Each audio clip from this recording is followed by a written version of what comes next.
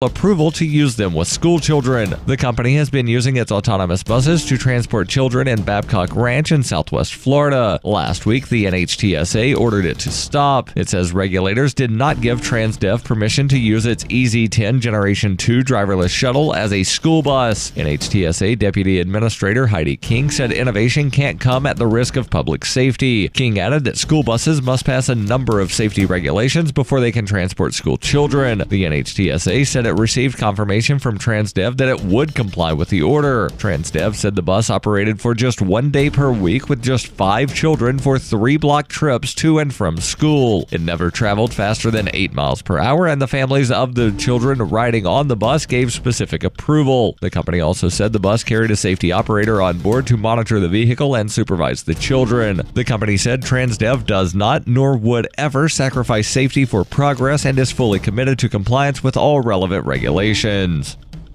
Zencash is now Horizon. Horizon is a privacy platform built on zero-knowledge technology with a decentralized secure node architecture. The Horizon platform enables real-life uses beyond currency, including the ability to privately chat with other people. Horizon, bringing privacy to life. Learn more at horizon.global. HORIZEN.global.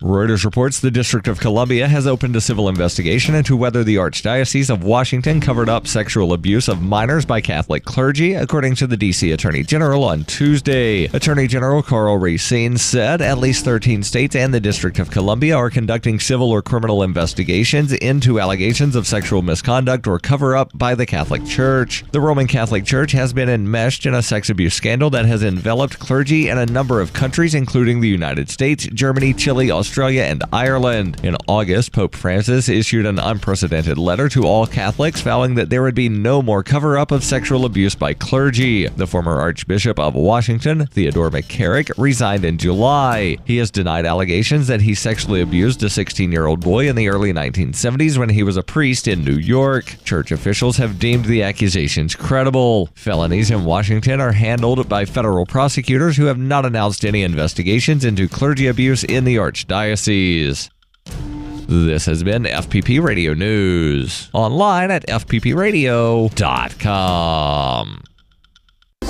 Americans across the nation made their voices heard this week as they demanded more mind-blowing guitar solos. Calling for the solos to be, quote, face-meltingly cool and go on for well over 10 minutes, Americans stressed that all guitar solos from now on should be equally as kick-ass as those in Van Halen's Hot for Teacher and AC/DC's Thunderstruck, or even better. It should start out really slow, and then get faster and faster until they're all the way up at the top of the guitar neck and bending the notes like crazy, so it's like, and then there's all this awesome pyrotechnic stuff going off in the background. They should all be like that. And in this week's local news, a report noted that on its surface, Glenbrook, Ohio is a small town like any other, a peaceful, all-American town. And yet, the report's authors added, if you only look closer, what you find may surprise you. In other news, a man is just having one of those decades where he doesn't feel like doing anything. This is the Onion News Network.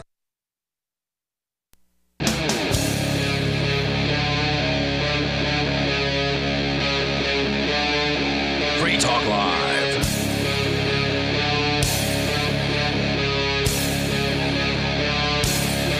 This is Free Talk Live, and you can take control of the airwaves here.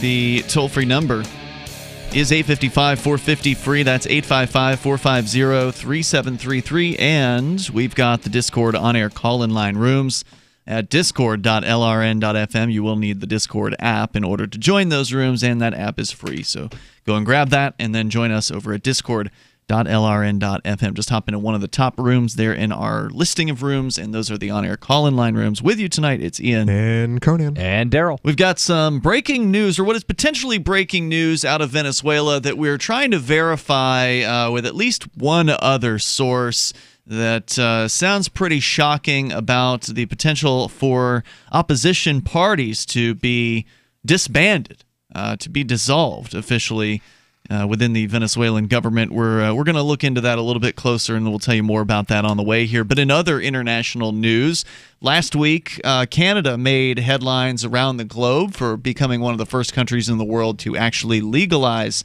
the recreational use of cannabis across. Yay! The slaves are a little freer. A little bit, not that much, because it's still in most places being run by the government. So if you want to get cannabis in Canada, every province handles it a little bit differently. Didn't we one time figure out who the freest of the provinces were? The provinces. Yeah, I don't recall. I think there's a couple of them where you can actually where you can purchase from private sellers. So in some provinces, the government is selling it in government stores. In other provinces, they're actually allowing the market to have some activity where there are private vendors for buyers. All of them are sold out, basically, is what Forbes said earlier this week, within a matter of days. I saw that one of them sold out same day. Ironically enough, according to the operator, at 4:20. Same day. On the day that it opened. Right. Some had sold out of some of their inventory within 30 minutes. So there was one store that opened up at midnight. And because, again, the private stores are going to open at midnight. The government stores don't care about that. They're going to open whenever the government stores are scheduled to open. But the entrepreneurs who actually want to make money, well, of course, they're going to open at midnight to get as many people through the door as quickly as possible. But they were sold out of pre-rolled joints. They had like 100 packages of pre-rolled joints that sold within 30 minutes. And then the online ordering systems have been absolutely overwhelmed. And we didn't get to this story, but Conan, you might be, I don't know if you're aware of this, but because you work for the post office here in the United States, Canada Post, which is their equivalent, apparently there's a strike going on. And we haven't had a chance to talk about that yet at all. Somebody mentioned, one of our other co-hosts earlier this week said that that's been in the news. Concerning? I don't know. We didn't get to the story, but it's well timed, considering there's an incredible increase in the number of packages that need to be shipped. Right. There were literally thousands, if not hundreds of thousands of orders that were placed on these various different governmental cannabis distribution websites. So earlier in this week, we touched on the story briefly that guess what? When you put the government in charge of something, they do a piss poor job of actually allocating resources. And, well, now you got to wait. If you want to buy legal cannabis in Canada, you're going to have to get on a waiting list at this point. They don't really know. I mean, they're hoping they're going to get restocked within the next week, but they don't know. They could have just allowed everyone and their sister's brother just to go ahead and start growing and selling, and they've completely swamped the market, and then let the best quality win after Correct. And let the market handle whatever demand is necessary, instead of the government trying to figure out what the demand is. And the government's terrible at, it doesn't generally get market signals. In this case, it is getting market signals, but it's the government, so they don't really have the same incentive to respond to those market signals like they would if they had competition. Right. If there was actually private competition out there, then they'd have to hop to it in the same way that the Postal Service has to do a bit of a better job, because people can use FedEx and people can use UPS. But there are other headlines in the news about Canada and some of the ramifications of this. So, bad news side of it. There's a little bit of good news. We'll start with the bad news here from South Korea, where according to TheGuardian.com, for South Koreans in Canada, the police in their home country have no problem harshing their mellow. Canada became the second country in the world to legalize recreational marijuana last week. But for South Koreans hoping to try the drug, their hopes have just gone up in smoke. Police in South Korea have repeatedly told their citizens not to partake in this newfound freedom, with the latest warning coming this week. Quote, "Weed smokers will be punished according to Korean law, even if they did so in countries where smoking marijuana is legal. There won't be an exception," unquote, said June Sejin, head of the Narcotics Crime Investigation Division at their provincial police agency. And does it cover what type of consequences they face in South Korea? Good question. For having a little bit of weed? Good question. Well, yes, it does, actually. 5 years in prison. Up to 5 years in prison. South Korean law is based on the concept that laws made in Seoul still apply to their citizens anywhere in the world, and violations, even while abroad, can technically lead to punishment when they return home. Now, obviously, the only way you're going to get caught on this is if you're stupid enough to post pictures of you doing it on Facebook. Which people are going to do. Oh, they will. And especially if they're tourists. The Asian tourists, man, they love with their selfie sticks pictures, and their pictures. Right. I could see it. We're gonna be hearing. We're gonna be hearing about this. Well, we're hearing about it now because they're intending. I mean, if this is what they're going to do, they're going to be looking for this. They want to bust people for this. South Korea strictly enforces drug laws, even for small amounts. And celebrities caught smoking weed are often paraded in front of the media for apology tours. Officials work to project an image of a drug-free nation. You remember the story? This was years ago.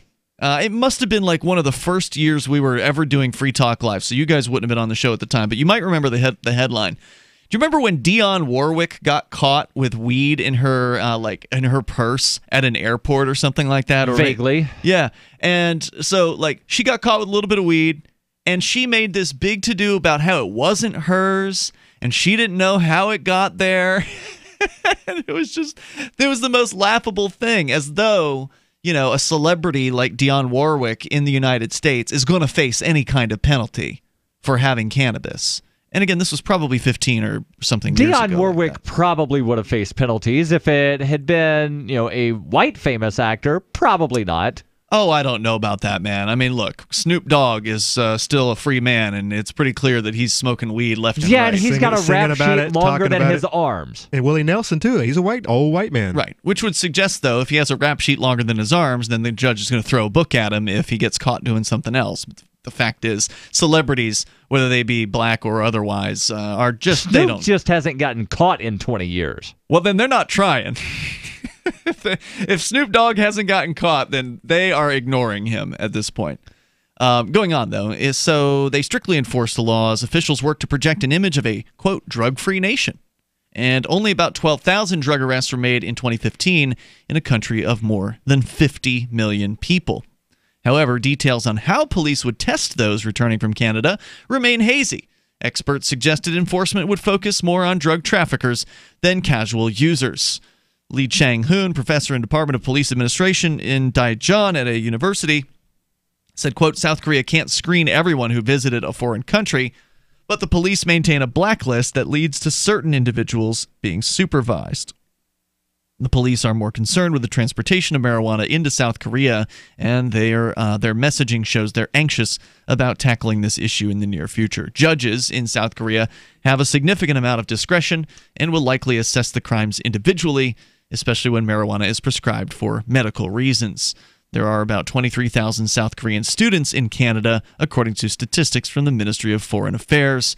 And then they go on to say that it has a long history of use in making hemp fabric in South Korea, and the plant was only banned in 1976 under dictator Park Chung-hee. Before prohibition was only Indian marijuana was labeled as a narcotic, and the drug was common in music and artistic circles in the 60s and 70s, where many took to, quote, happy smoke, as it was commonly called at the time. So what's an opium smoker called? If marijuana's happy smoke, opium must be something like sleepy smoke? Was opium a thing in the 60s and 70s? Opium's been a thing for thousands of years. It's been around, but there were times when it was more and less popular, certainly here in the United States. I mean, when's the last time you guys saw opium? I've never seen it. Exactly. So, more coming up here in moments. 855-450-FREE, 855-450-3733. Some good news from Canada's legalization coming up. Crimes of the Crown by Captain Mark. The Crown casts the world in shadow and claims to be our guiding light. Cowards clamor for security from boogeymen and ghost stories, while I say these hobgoblins are imaginary. I say those they propped up as our liberators are now subsisting on our bondage. I say there is freedom in the black, and that's exactly where we intend to go. The Crown banishes its own officers for exposing its crimes and tortures dissidents to the brink of madness. It dominates the globe and swallows the wealth of generations, leaving only blood and excrement. The Crown calls it piracy to explore frontiers beyond its grasp. So the time has come for us to define the conduct among pirates. I say the Crown has trampled our necks long enough. Need decentralized solutions to centralized problems? Looking for a community of like-minded scoundrels? Or just want some swag to let the Crown know what you think of it? Join the conversation at pirateswithoutborders.com. We won't be hard to find. The Liberty Dollar was so successful that the United States government had to take it down, and its founder, Bernard von Nothaus. Now Bernard's son Extra has launched Liberty Dollar too. LD2 is a cryptocurrency, but each token is backed by the same gorgeous fine silver rounds that Liberty Dollar has always been known for. Your silver is secured in an audited vault and can be redeemed at any time. There's only a few thousand LD2 Zero tokens left in the crowd sale at ld2coin.io. Get yours, ld2coin.io. Zencash is now Horizon. Horizon is a privacy platform built on zero-knowledge technology with a decentralized secure node architecture. The Horizon platform enables real-life uses beyond currency, including the ability to privately chat with other people. Soon, Horizon will enable you to publish information and go anywhere on the web, all with complete privacy. Horizon, bringing privacy to life. Learn more at horizon.global. HORIZEN.global. Free Talk Live. So we had a guy call in on Saturday, and he was really kind of befuddled as to why anyone would alter their consciousness at all. Like, he had done a little bit of drinking when he was younger, but he's an older guy, and he just really couldn't get it. And I imagine it's really kind of difficult for somebody who doesn't get it. It's really easy to look down your nose at that point. I imagine it's really difficult for people like that to understand, but the fact is that if you're not altering your consciousness as a being on this planet, you're probably in the minority. Or at some point in your life. Because some people, they kind of get out of it when they get older for whatever reason. They just get tired of it, or they've had enough of that experience. By definition, caffeine is a drug. Sure it is. Absolutely. It's a consciousness-altering drug. Wait until you give me a can of Diet Coke. I will flip out right here. Free Talk Live, 7 nights a week from 7 to 10 Eastern, live on the Liberty Radio Network at LRN.FM. LRN.FM now has a Discord. Discord is a free text and voice chat platform, and we now have our own server with a bunch of channels at discord.lrn.fm. You can join other listeners as they chat about various things during our live shows, or anytime, day or night. Discord software is available cross-platform, so you can have it on whatever device you want and take your chats anywhere. Join our Discord at discord.lrn.fm. That's discord.lrn.fm.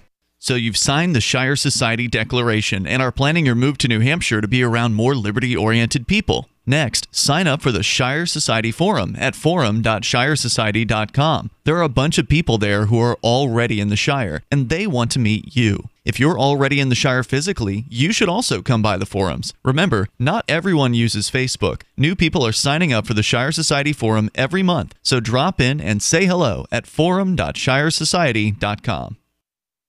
You can sign up to receive the latest about the Liberty Radio Network via our email updates at updates.lrn.fm. That's updates.lrn.fm.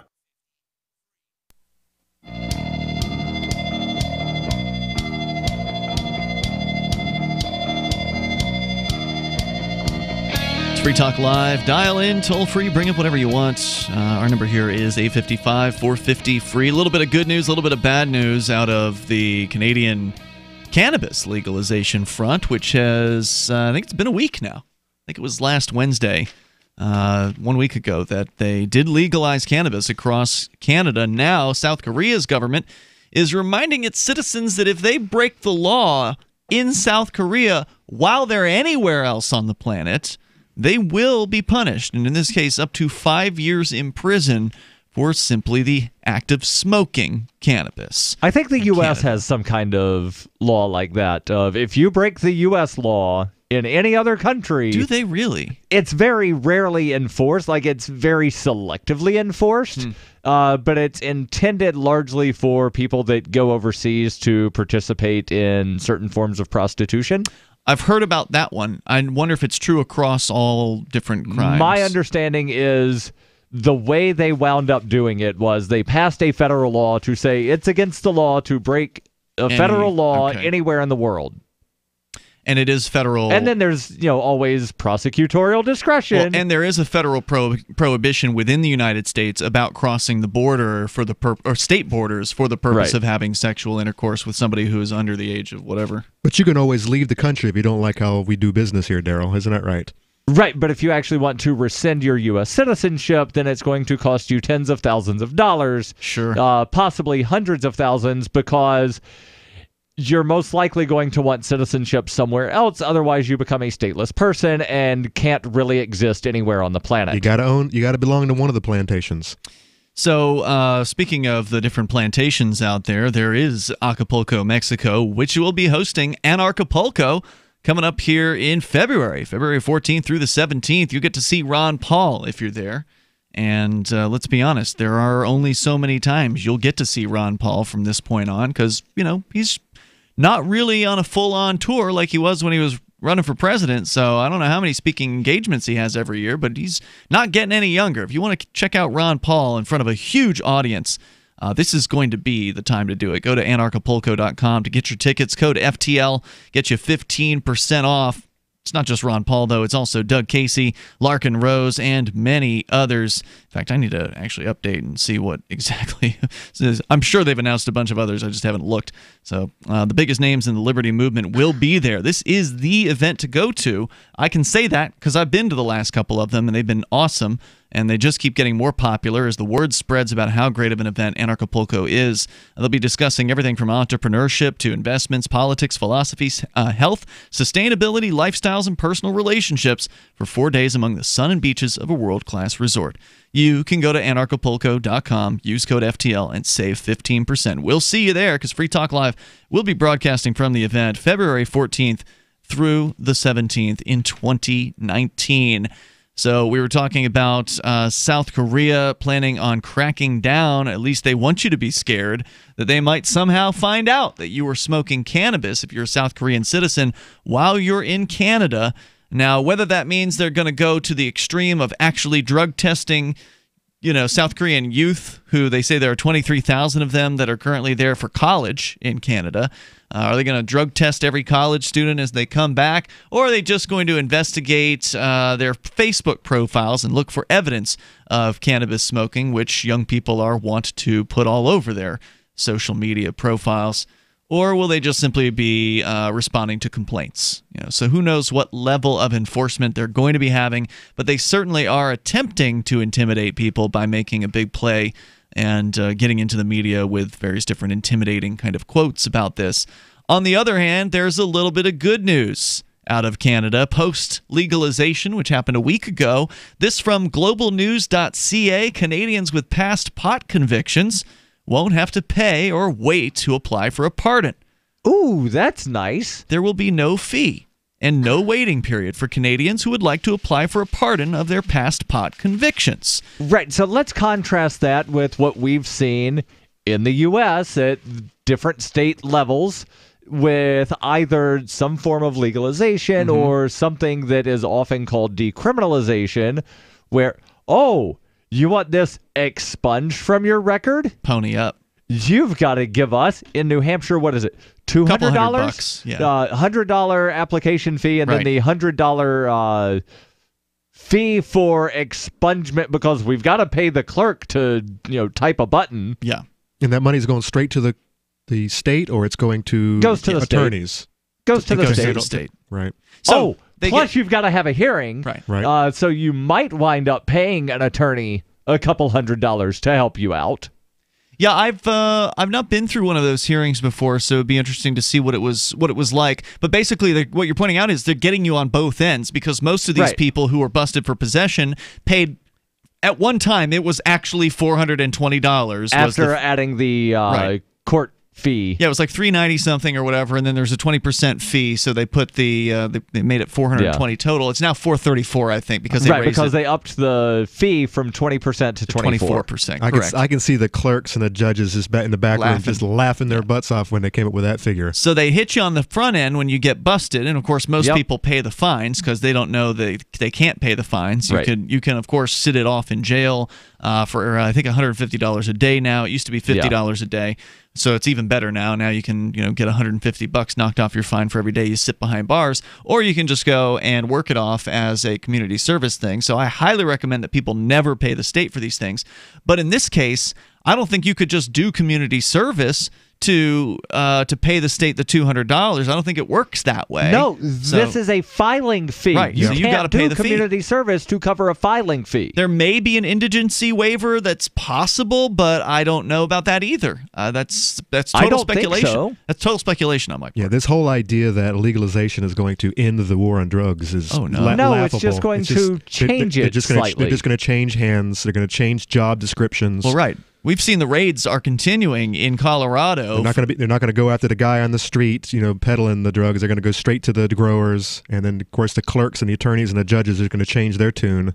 Well, they are still going after the peddlers on the streets, but they are certainly going after the growers. Anybody that's operating in a state where it's legal without a permission slip from the government is fully criminally liable for those actions. And in fact, in some places, they're increasing penalties. So if you don't go and get your permission slip and get all your marijuana plants tagged with a government RFID tagging system that they're mandating in some of these states, then they're going to throw you in a prison cell. Yeah. And so those enforcements continue. And I think I hope that we can avoid those things here in New Hampshire, but I don't expect it. It's going to be legalized. No decriminalization is off the tables because they want all of the revenue that they're going to be able to scrape up from this, right? To throw at the schools. That'll keep the schools propped up for another couple of years before they figure out, oh, hey, you know what? We can just ask for another $1 million every school district out there can ask for another $1 million every year until finally.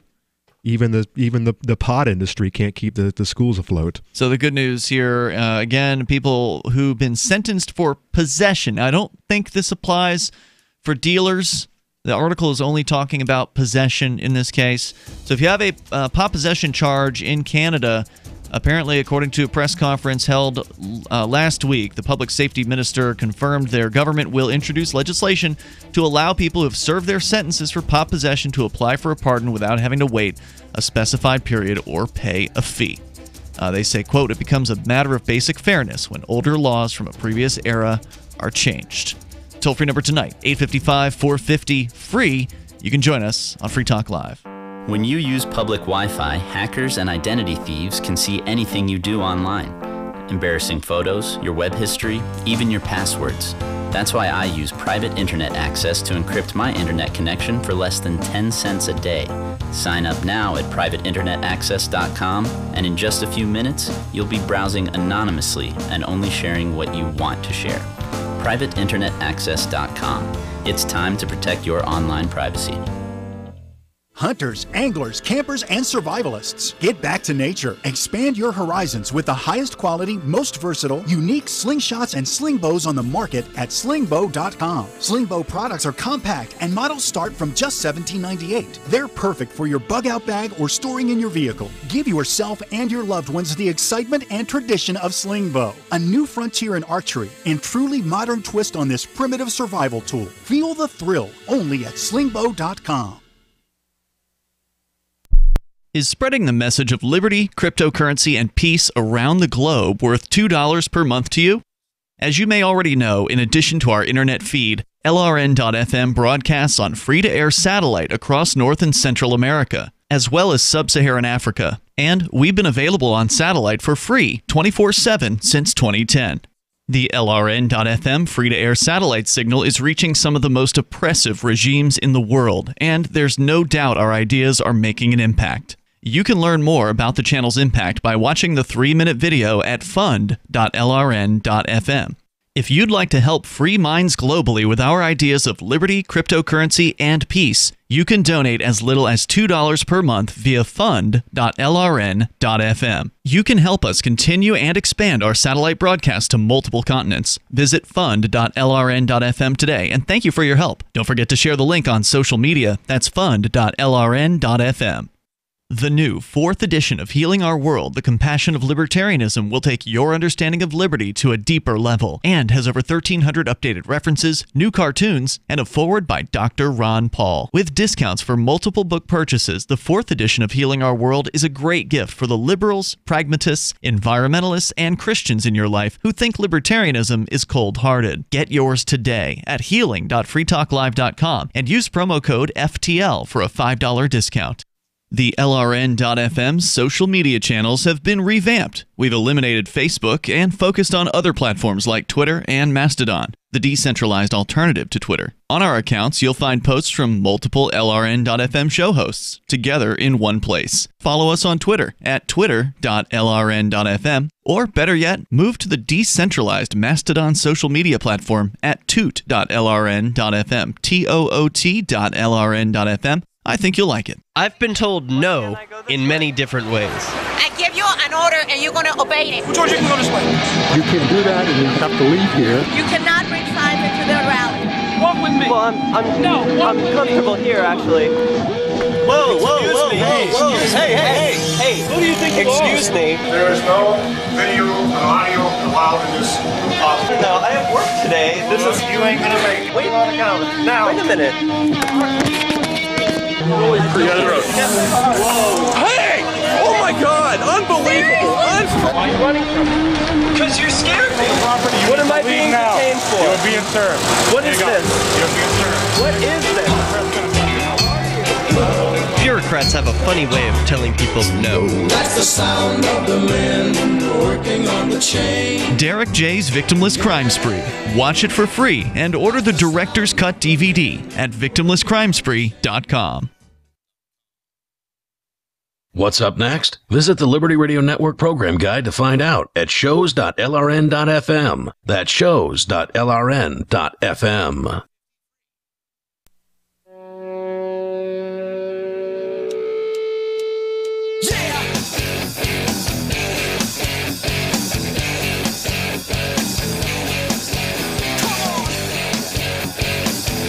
It is Free Talk Live. You can bring up whatever you want. The toll-free number here is 855-450-FREE. That's 855-450-3733. We're doing a little bit of Canadian cannabis legalization recap. There's obviously been a lot in the news about this. We can't cover it all, but did a little bit of good news and bad news. The good news, or the bad news, is for people in South Korea. If you are living in Canada, they catch you in South Korea having smoked cannabis in Canada, however it is they're going to do that, they will punish you with criminal charges. The good news is that if you're a Canadian who's got a criminal record for marijuana possession, well, you no longer actually have to pay what apparently was at one time, $631 fee in order to apply for a pardon from a criminal conviction. So prior to legalization, if you'd wanted, and this is still true for other crimes, right? Like if you're going to apply for a pardon of some sort of criminal act in Canada, you got to pony up $631, probably Canadian, but that's a lot of money for a simple application. There's $483 US roughly. And that's just an application. There's no guarantee that's going to be approved. Right. So keep that in mind. In this case, they're going to approve it now. If it's pot, it's pretty much going to be a rubber stamp because the law's changed, and they're actually being okay about getting rid of these convictions. And one of the other things they're getting rid of is the waiting period. According to the story at globalnews.ca, applicants would previously have faced waiting times of between 3 and 10 years after the completion of their sentence before they can apply for one, depending on the crime. The waiting time to apply for a pardon for pot possession was at least 3 years, depending on the circumstances of the case. And I'm guessing you can only apply once every so many months. There's probably some sort of restriction like that, yeah. So if you apply, you have the hearing, and the judge says, well... Not this time. Because reasons, you can apply again in 3 years. You're denied. Or whatever. And then you've got to wait however long. Yeah. By the way, I want to make sure you know about the Blink Home security system. We'll tell you more about cannabis here in a moment. But whether you're protecting your marijuana crop or you're protecting your family, the Blink Home security system can help you with that. In fact, they're motion-activated HD cameras. You can set them up easily because they're wireless, okay? You unbox them, you put the batteries in, you put them up wherever you want them. And if you need to move them, it's no problem because, again, wireless. It doesn't get any easier than this. You set everything up via a Wi-Fi enabled device, so like your smartphone or a tablet or even a laptop. Set it up online, and then they will deliver to you clips of what happens in front of the cameras during the hours that you specify they should be operating. Just go to blinkprotect.com/FTL. You'll save 15% on your Blink home security system there, which, by the way, there's no contracts, no subscriptions. You pay for this product up front. And it's affordable, by the way. I was shocked at how affordable for the quality that you get here. It's actually really good, very, very affordable price. And then there's no more cost that's ongoing, which is awesome. Whereas a lot of these home security systems, they want to ding you every single month for some kind of monitoring. You monitor it yourself because they just send you the clips, and you can even tune in live if you want to your camera feeds. Blink also works with Alexa because Blink is an Amazon company. Go to blinkprotect.com/FTL and you'll save 15% like that. So wiping out the waiting times, wiping out the application fees for cannabis possession charges, the Campaign for Cannabis Advocacy, a Canadian nonprofit that has advocated for pot possession pardons in recent years, estimates there are roughly 500,000 Canadians who have been convicted of simple pot possession and who would be affected by changes to the pardon system. The pardon, however, does not make past convictions disappear. Rather, it essentially sets aside the criminal record to give the person a second chance. Once pardoned, a person's criminal record is removed from the Canadian Police Information Centre computer system. The exception to that is pardons for sexual offenses, which remain flagged in the system despite the pardon.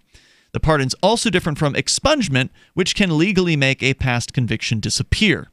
The process of expungement was most recently used by the Liberals in Bill C-66, which allowed the criminal records of consensual sexual activity between same-sex partners over the age of consent to be destroyed.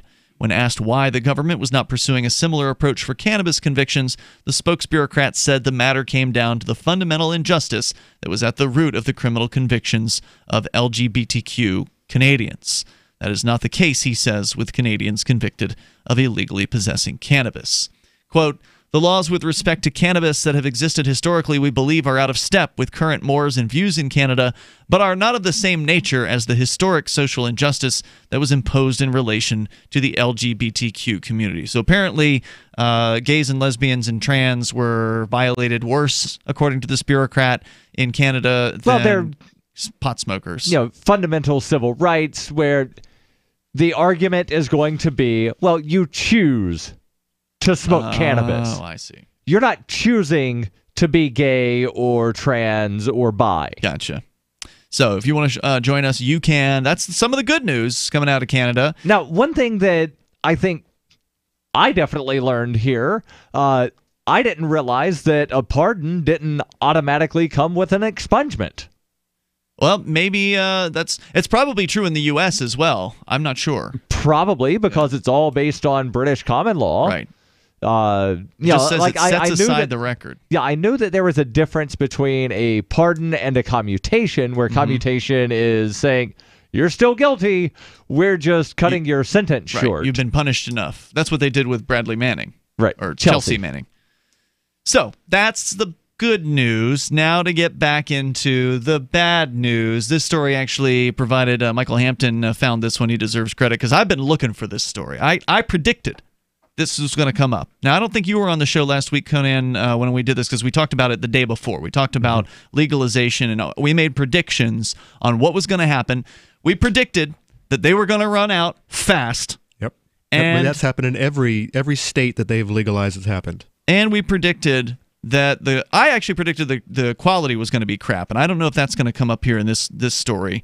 But also that people would be generally disappointed with their experience, and it turns out they are. Why do you say the quality is crap? Because they haven't had long enough to develop their strains and whatnot, or I just remember the stories from when Canada legalized for medicinal purposes, where the medicinal users were like, "Yeah, this is ditchweed. We don't want to smoke ditchweed. There's better weed available in the black market," was the idea. Right.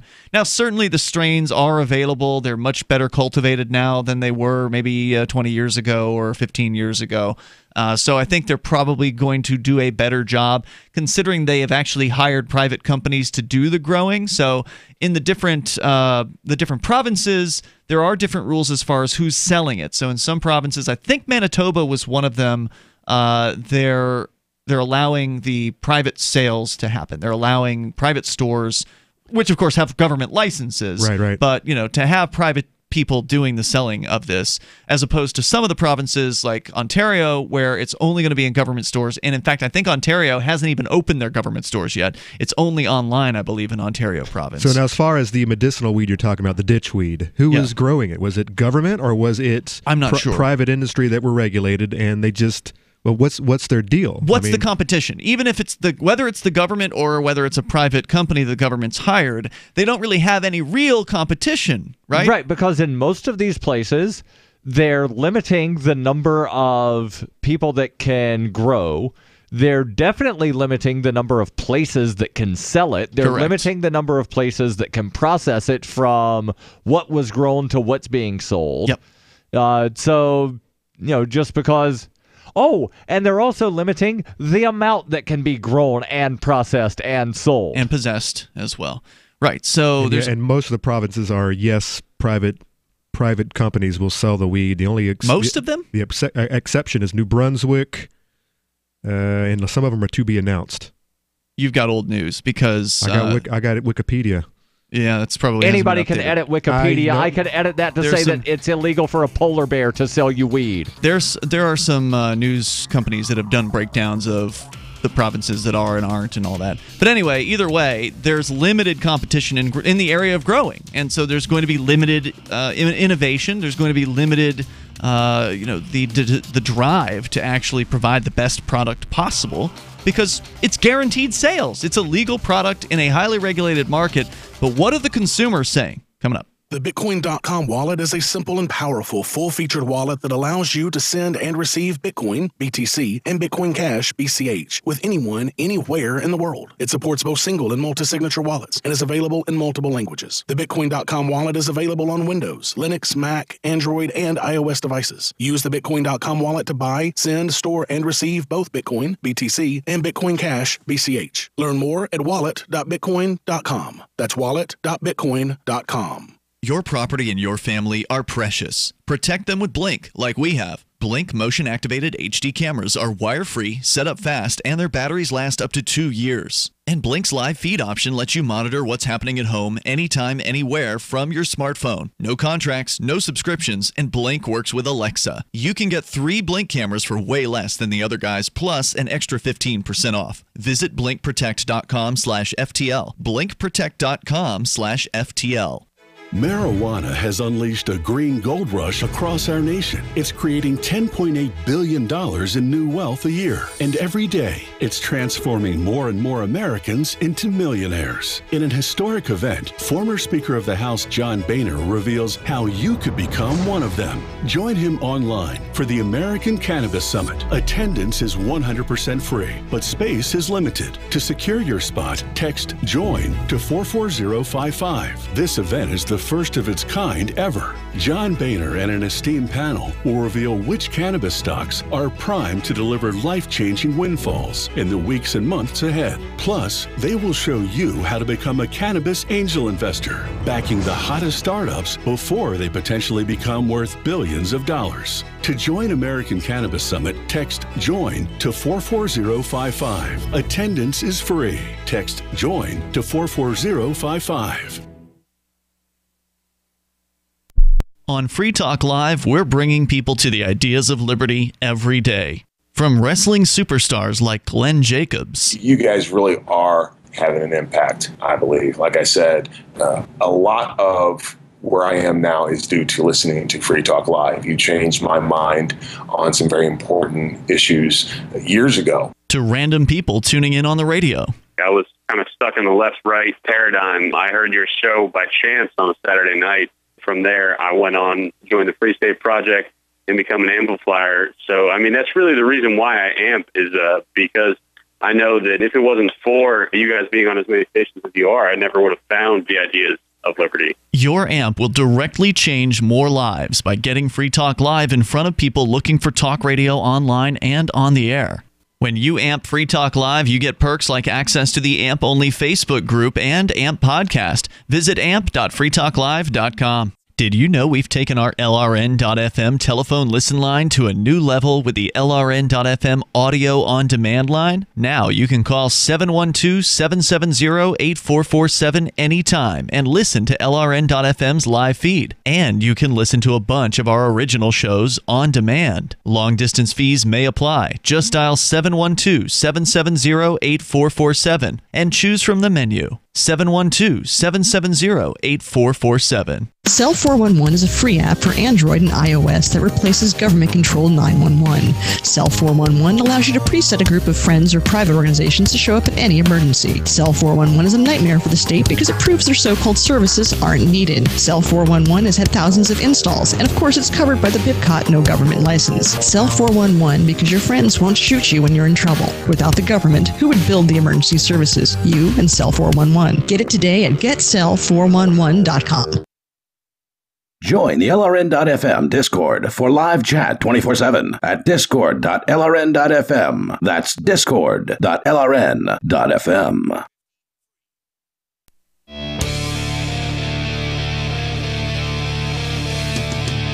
This is Free Talk Live. You can bring up whatever is on your mind. Just dial in here toll free. We're talking about Canadian cannabis legalization, some of the news headlines that have been bubbling up in the last week or so, and the good news and the bad.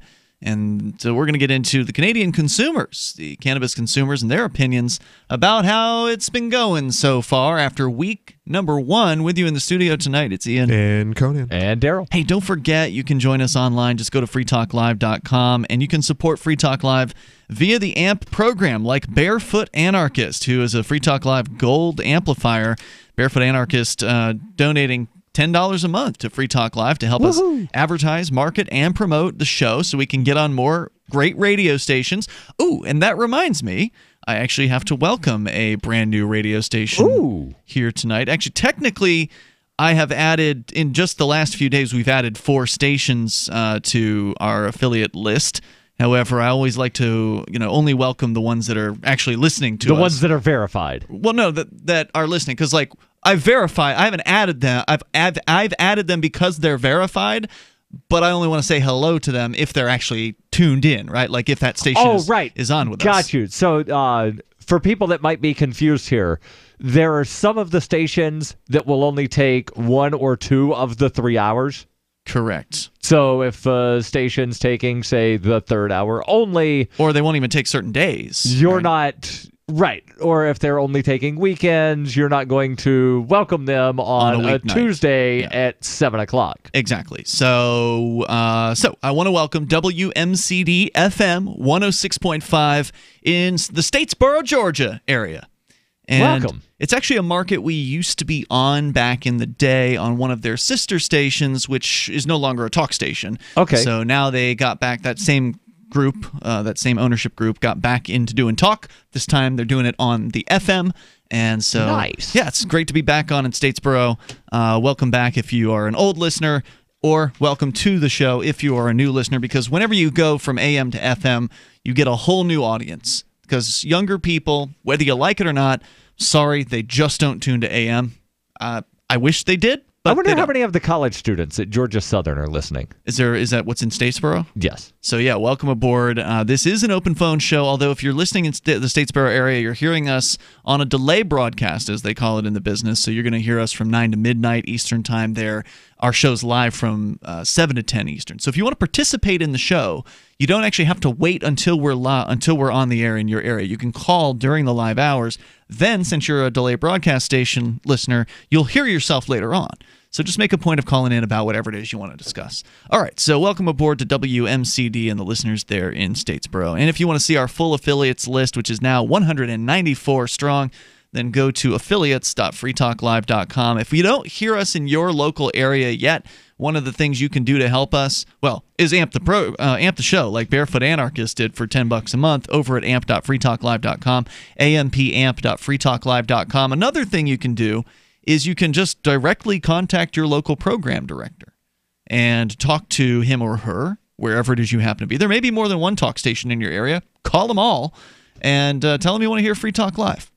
And if you already are getting Free Talk Live on the air, but you're not getting all 7 nights per week, all 3 hours per night, you can call and thank them for airing Free Talk Live and then ask nicely to hear more. Because we do, like I said, 7 nights a week, 3 hours per night. We are live. And so anyway, check us out over at amp.freetalklive.com. If you want to sign up for the AMP program, you'll get some cool perks that only the amplifiers have access to, like the AMP-only podcast. There's also special chat rooms on our Discord server and more. It's amp.freetalklive.com. As we continue here, what has it been like for the consumers? I mean, we know there are shortages, right? That's going to make people mad. That's a guarantee. You know, if you want to order cannabis and it's not in stock and you were expecting it to be, well, that's understandably going to set some people off. And now you got the Postal Union, the Canadian Postal Union, going on strike. Yeah, you didn't know about that before I mentioned it tonight, but you've been looking into it here. As far as I can tell, I thought it was pensions, not getting paid enough, which is usually what government workers complain about. Sure. In this case, it's about the explosive numbers of parcels and as opposed to exploding parcels, which would be a whole other problem. Exactly. Well, they have those too, and that's what you do when the guy is stealing your package off your front porch. You put an exploding parcel, a poop exploding parcel, right, one that won't kill the guy, and then you film the whole thing and you upload it to YouTube. I've heard about those videos. They're real. It's a real thing. But anyways, this is going to happen here in this country too. It's already happening. I'm already feeling the uptick of more parcels this year than last. You're thinking the Postal Service is going to go on strike? I don't think it's going to have to do with. Well, yeah, we're going to have more work than we can handle, and we're not going to be paid more. And that the big hitter. This strike in Canada, Scandinavia is just. This is just a nonsense strike. This is nothing. What it's going to be. What do you mean? When the pensions fall through, and you have all these old timers, you have current postal employees, and you have all the old timers that are already retired. You're saying that's going to happen in Canada? It's going to happen. It's going to happen. It's going to happen across the globe. Okay. But yeah, it's going to. This little thing in Canada is nothing. But yeah. So what are they doing? Do you have any idea, like how the they're going from city to city, not all at the same time, and they're just striking for a couple of days. Okay, so it's like a temporary work stoppage more than it is couple of days, right. Full on strike. But they're the main carrier of the weed of pot deliveries. So you might, if you ordered. You did find some pot that was available, in stock. Good luck getting it. It might be a couple of days late just because of these You just gave me an idea, because civil asset forfeiture is this thing that governments do of if they believe that property is used in illegal activity, blah, blah, blah, blah, they can take it. Can I just go down to the post office and take one of their sweet little postal things? Because the post office transports weed. What do you mean? You want to take their what? Just reverse civil asset forfeiture, scale? where you just go take government stuff because the government does illegal things too. You know, it's out of date and it's probably just junky. It probably is. But you've been in there before. It's not a pretty place. It's not. They a pretty take place. our stuff because we've done something illegal. Maybe so we know they do illegal stuff. You want to seize the means of production? Is that what you're saying? Reverse civil asset forfeiture. Don't get shot, man. So here's what's going on in according to CBC News. Do you think we could get away with that or no? No, I think you'll get shot. I think you should try it. Just make sure you're filming. Make sure you're filming the whole thing. I don't know if your girlfriend's going to support you. Next time on Jackass. I'm sure she's going to be hammering away on her keyboard here in the chat room like, no, you don't. So CBC.ca, this is the government's own reporting service in Canada. Reporting headline, worst dealer I've ever had. Pot customers leave OCS harsh reviews. What's OCS? Ontario Cannabis Stores. This is one of the provinces where I guess I was wrong. I thought Ontario... Oh, okay, maybe this is only the online one. There's one of these provinces, and I thought it was on Ontario, where it's only online. Marijuana users, this may be the online only. Marijuana users in Ontario have been frustrated with the delivery backlog at the Ontario Cannabis Store, OCS, since the drug was legalized last week, but it's the customer service that really has some customers fuming. OCS opened October 17th, but 1 week later, many customers who purchased marijuana online still haven't received their orders. Many who've tried to contact the store say the phone number is out of service, and their emails have gone unanswered. Alex Newcomb, longtime advocate for pot legalization, says This is above and beyond the worst dealer I've ever had. What if they skip town? What, the dealer? Yeah, what if it was just a money grab? Oh, you're talking about OCS? Well, no, the guy he's provincial about. government? They're talking about who is not answering the phones? The government. The provincial government. Right, that only makes sense. OCS. Yeah, they skipped town. This is the government agency. They took your money and left.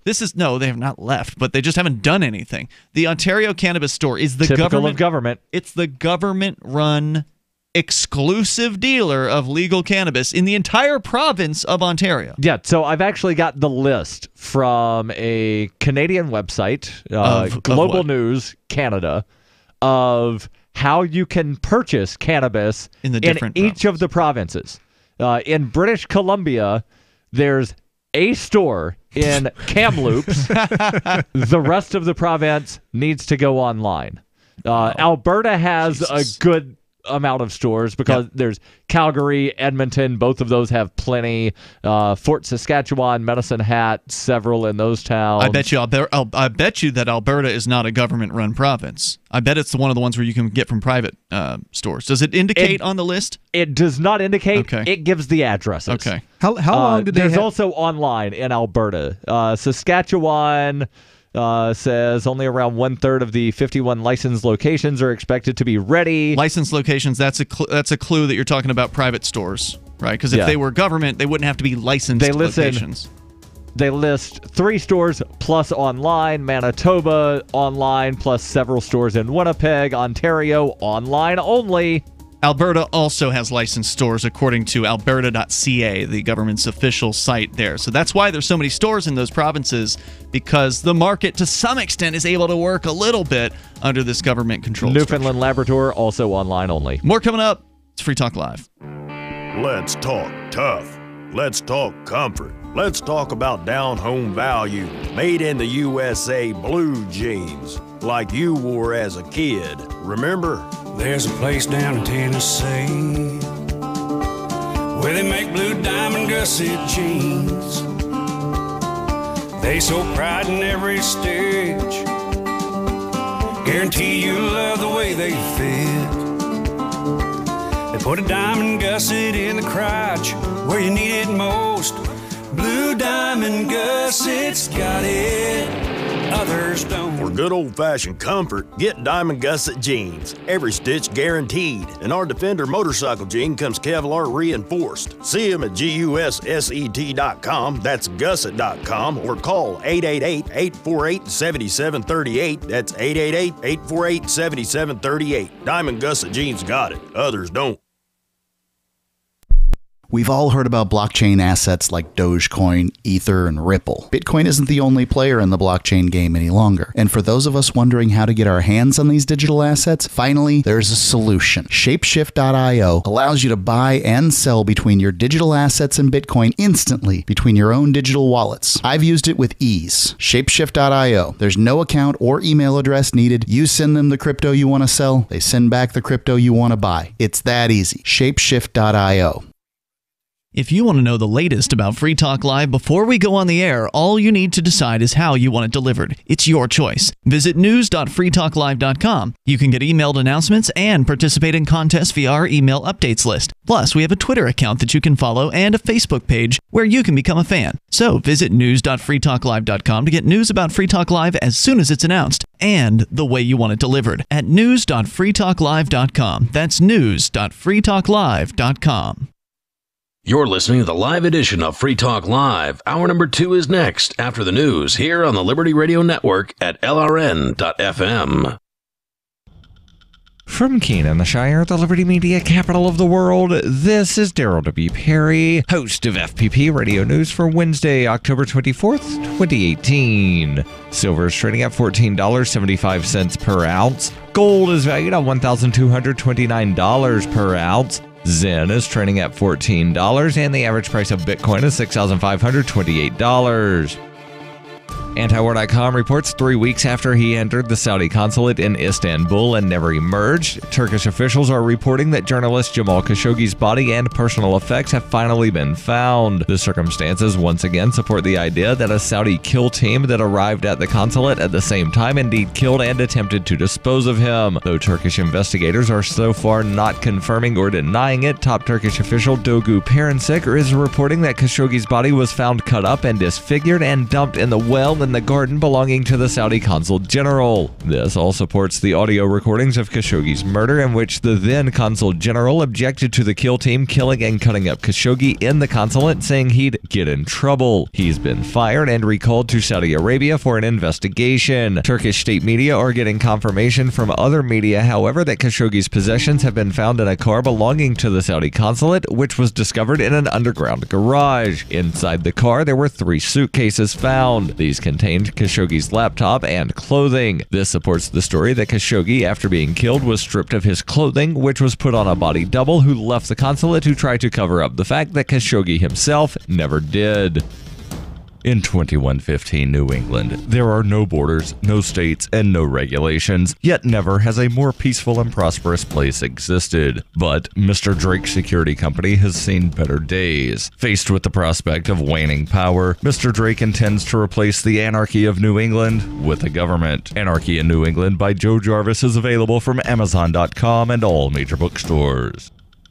UPI reports federal safety officials have ordered a self-driving vehicle company to stop using autonomous buses to shuttle children to and from school in Florida in what appears to have been a regulatory misunderstanding. Earlier this year, the National Highway Transportation and Safety Administration gave TransDev permission to begin testing self-driving shuttles. However, it said that does not equal approval to use them with school children. The company has been using its autonomous buses to transport children in Babcock Ranch in southwest Florida. Last week, the NHTSA ordered it to stop. It says regulators did not give TransDev permission to use its EZ10 Generation 2 driverless shuttle as a school bus. NHTSA Deputy Administrator Heidi King said innovation can't come at the risk of public safety. King added that school buses must pass a number of safety regulations before they can transport school children. The NHTSA said it received confirmation from TransDev that it would comply with the order. TransDev said the bus operated for just 1 day per week with just 5 children for 3-block trips to and from school. It never traveled faster than 8 miles per hour, and the families of the children riding on the bus gave specific approval. The company also said the bus carried a safety operator on board to monitor the vehicle and supervise the children. The company said TransDev does not, nor would ever, sacrifice safety for progress and is fully committed to compliance with all relevant regulations. Zencash is now Horizon. Horizon is a privacy platform built on zero-knowledge technology with a decentralized secure node architecture. The Horizon platform enables real-life uses beyond currency, including the ability to privately chat with other people. Horizon, bringing privacy to life. Learn more at horizon.global. HORIZEN.global. Reuters reports the District of Columbia has opened a civil investigation into whether the Archdiocese of Washington covered up sexual abuse of minors by Catholic clergy, according to the D.C. Attorney General on Tuesday. Attorney General Karl Racine said at least 13 states and the District of Columbia are conducting civil or criminal investigations into allegations of sexual misconduct or cover-up by the Catholic Church. The Roman Catholic Church has been enmeshed in a sex abuse scandal that has enveloped clergy in a number of countries, including the United States, Germany, Chile, Australia, and Ireland. In August, Pope Francis issued an unprecedented letter to all Catholics vowing that there would be no more cover-up of sexual abuse by clergy. The former Archbishop of Washington, Theodore McCarrick, resigned in July. He has denied allegations that he sexually abused a 16-year-old boy in the early 1970s when he was a priest in New York. Church officials have deemed the accusations credible. Felonies in Washington are handled by federal prosecutors who have not announced any investigations into clergy abuse in the Archdiocese. This has been FPP Radio News. Online at fppradio.com. It's the Onion Radio News. Hager physicists have created quantum slacks. This is Doyle Redland reporting. The stunning announcement that a team of Hager physicists has successfully developed quantum slacks was made this morning at a press conference in Philadelphia. According to Dr. Daniel Chang, head of the Hager team, conventional notions about the physical properties and possibilities of slacks have been turned on their heads. We are on the verge of unzipping the secrets of creation and peering into the pants of God himself. It appears the very fabric of the universe may well be a smart cotton twill weave. However, Chang urged caution in further research after tests conducted last month at the Hager Pants Propulsion Collider Laboratory in Dallas suggested the possible existence of so-called anti-pants, which could, in theory, initiate a chain reaction resulting in no pants at all. Doyle Redland for the Onion Radio News, online at theonion.com. This is the Onion News Network.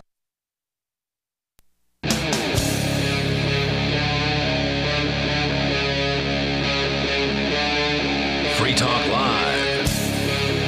It's Free Talk Live. We're launching into the second hour of the program. Coming up, we got more international headlines to talk about with Venezuela and some what appears to be some really breaking, awful news that Darryl's been researching here. We're going to get into that. It's about their National Assembly and some potential changes to their constitution, which are not great. We'll tell you about that coming up here in moments. With you tonight, though, it's Ian. And Conan. And Darryl. If you're just tuning in, we've covered kind of some of the ups and downs of the cannabis legalization in Canada, which is now completed its first week. It was 1 week ago today that they did go ahead and legalize it across the nation of Canada. Of course, Darryl, you were just going over some of the differences between the provincial governments and how they've put these programs together. Yes. So some of the governments are exclusive dealers, meaning that they're the only ones where from whom you can purchase legal cannabis. Yes. Others have allowed, to some extent, the market to operate as far as the sales to the individuals in those areas. Right. And all of them have online, but run by the government. Yes. But some of them only have online. At this point. As I understand it, Ontario will be opening Ontario stores in 2019, but I'm not sure when that's going to be. How long have they had to unroll this? How long have they been working on this? Probably years. I don't know. A while. It has been a long time. Like, the legislation wasn't officially signed until earlier this year, I think. Yeah, something like that. And then they had to hammer out the details. They knew that it was going to be in place. Yeah, they've been promising it for a while. And they've also had therapeutic in place for a while. Yeah, that's true. Now, one thing that I did find from the New York Times, what to know as an American going to purchase. We can get to that in Canada. But I'm not done with this story here about what it's actually been like for the consumers, because this is what I had predicted would happen, was that there were going to be terrible reviews of the government-run stores. Now, it's bad enough to run out, right? If you're an individual who's running one of these licensed stores in some of the provinces that allow that, like Alberta and Manitoba, I think, as well.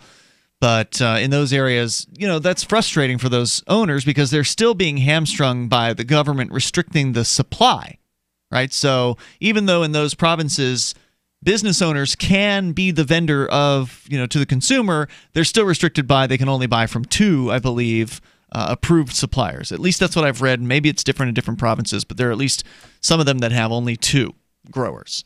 And, of course, they can only grow what the government allows them to. So going on here, one of the longtime advocates for pot legalization, Alex Newcomb, says this is above and beyond the worst dealer I've ever had. This according to CBC.ca. Newcomb said he spent 2 hours on hold, waiting to find out why his order still hasn't been shipped. After a week, he hasn't gotten anything. He said he's had better customer service experiences waiting in dark parking lots to buy drugs from a dealer. When CBC called the 1-888 number on the store's website Tuesday, it took 2 hours before someone picked up the phone. What? At other times, this is the government's own news agency, CBC.ca, calling another government agency, and they can't even get somebody on the line in 2 hours. At other times, calls to the same number were met with an out-of-service message. The store has posted a disclaimer on top of its website, warning, and this is again just looking at Ontario, okay, just their government-run online stores, the only way you can get it, in theory, in Ontario. The only way you can legally get it. Only way you can legally get it. And so they've posted a warning at the top of their website, warning of longer delivery times due to high demand, but the poor communication has nevertheless irked customers waiting for their first legal cannabis purchase. Ryan Finn made his first order at midnight on the morning of legalization. Everything seemed to go smoothly until he got a no-reply email informing him that his order had been inexplicably canceled. He called the customer service number but couldn't get through. He used the callback feature. You know, when you can call, sometimes this is more of a thing these days. I've heard it within the last few years, where you'll call customer service and it'll say, our hold times are really long. If you'd like a call back, just press 1 and we'll call you back at this number. He used that feature but hasn't heard anything. He says, it just seems like a rotten experience. All the customers who spoke to CBC said unless the store cleans up its act, they'll likely turn to other means of getting their cannabis, either through medical providers or illegal sources. The OCS blames, quote, unprecedented demand and rotating strikes at Canada Post for the long delays. Quote, we ask for and appreciate the public's patience as OCS continues to process orders as quickly as possible as this new business takes hold in Ontario. Well, is it really business if it's the government's doing? Because then it's just an exclusive service that they provide. They see themselves as a service. Yeah, they provide this service at their leisure. If it takes them a day, then it takes them a day. If it takes them 5 weeks, then it takes them 5 weeks. What are you going to do about it? Where's the incentive for them to be efficient and provide good quality product? There's no incentive for excellence at all because there's no competition. I keep imagining an old Soviet storefront with like empty display cases, and you walk into one of these pot dispensaries and there's like 3 buds in a window, and they're not even real. They're the plastic display buds just for display. And you got they still have seeds and you have some extra large, extra hefty woman behind the counter with unibrow, and she's like, "No bud for you, no bud." No bud for you, eh? Yeah. OCS says it's taken a number of measures to improve the capacity of its processing facility to meet demand and clear up the backlog. Now, of course, a number of measures could be 0, and it could also be 1, right? Because those are both numbers. I guess you could argue it has to be at least 1, but yeah. So a number of generally measures. When people say a number, they mean more than 1, but yeah, 0 is also a number. And so is 1. So they claim they're improving Negative their 1 is also a number. We have not taken any measures. We've actually undone things, which is negative, which is a number. The Crown Corporation, which is a subsidiary of the Liquor Control Board of Ontario, has not yet responded to CBC's request for an interview. And this story was posted earlier today, updated 3 hours ago. So there's not talking. And this is just Ontario. Correct. You got all the other guys to think about. Ontario, where you can only legally purchase cannabis online. This year. Yes. And of course, there was another story, and I don't have it pulled up, and I'm not going to, but just to kind of recount it for you, I think it was, no, it wasn't Wired. I'm thinking it was, oh my God, I'm totally spacing on. Did you go to Canada earlier today? No, I didn't go to Canada. I did not. During the break. What's the, anyway, it was one of those. Ars Technica? No, it doesn't matter. Vice? Vice, thank you. It was Vice, and they were talking about the cannabis in Canada and how. Well, anyway, the toll-free number here is 855-450-FREE. That one's totally gone, Darryl. You can't save me on this one. 855-450-FREE. You can join us here. You can share your experiences. If you've been in Canada, if you're a Canadian and you've been trying to order from these on. Oh, I remember what it was. Vice. If you're a South Korean and you're gonna plan on partaking and going back to your homeland. Whatever it is. Vice had been explaining, what the dealers, the illegal dealers, they'd interviewed some illegal dealers in Canada. All right. Like, hey, are you going to shut down your business? They're like, hell no, man. What are you right? The black market dealers are like, yeah, my customers they interviewed them before it went legal. Yeah. And they were saying, yeah, our customers have asked us to stay in business. They want us to still be there. Because these guys offer delivery, right? A lot of the professionals do. Some of them are lazy; they work out of their house. But black market dealers, and this is going to mean the black market guys are going to step up their game a little bit too. I think. I mean, they've always been subject to competition because you never really know how many other competitors there are in a black market. You know they're out there. You just don't know how many there are. Right. So you got to somewhat be on your game, or you could lose business to the other black market dealers. And with the government operating at this crap can level, which was to be expected, then you got the black market guys are going to be undercutting their price, and they're going to undercut their and they're going to have great quality. Just trying to imagine some of the Canadian cannabis strain names like Polar Bear Fluff. You think they have special Canadian? Probably. strains? Why wouldn't they? They could. They could. All right, we got more coming up here. You can join us. We're switching into Venezuela news on the way, and of course, it's never good news coming out of Venezuela. We'll get to that coming up, and you can, of course, take control of the airwaves here on Free Talk Live. Ike was such a sweet, lovable animal, and people would want to pet him, and they'd come up, and they'd get close to him, and it would be this instant, oh! My dad didn't want to touch him. It's like, ooh, get the stinky dog away from me. Even after we'd give her a bath, she would still stink. Very stinky, both bad breath and bad gas. I asked the vet, and he said some dogs are just stinky. Does your dog itch, scratch, stink, or shed like crazy? Come to Dinovite for help. DINOVITE.com. The omega-3 fatty acids. Flaxseed, zinc, alfalfa. The digestive enzymes that are cooked out of regular dog food. The ingredients convinced me that it was definitely worth trying. After about a week, he started smelling normal. My husband and I were really kind of astonished. Dinovite is nutrition. 859-428-1000. DINOVITE.com.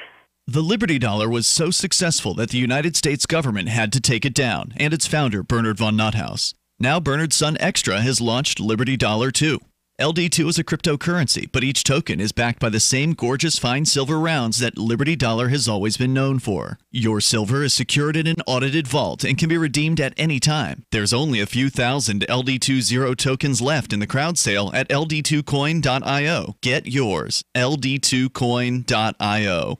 Bitcoin.com wants you to know about SaveItPurse.com. Since launching in 2014, over 200,000 users have saved an average of 15% for a combined $4 million using Bitcoin, or BTC. And now you can use Bitcoin Cash, BCH, to fund your account. You can save between 5 to 33% on things you're going to buy anyway when you shop using SaveItPurse.com. Add items to your cart, fund your account, select your discount, and save. SaveItPurse.com. Save ATPurse.com.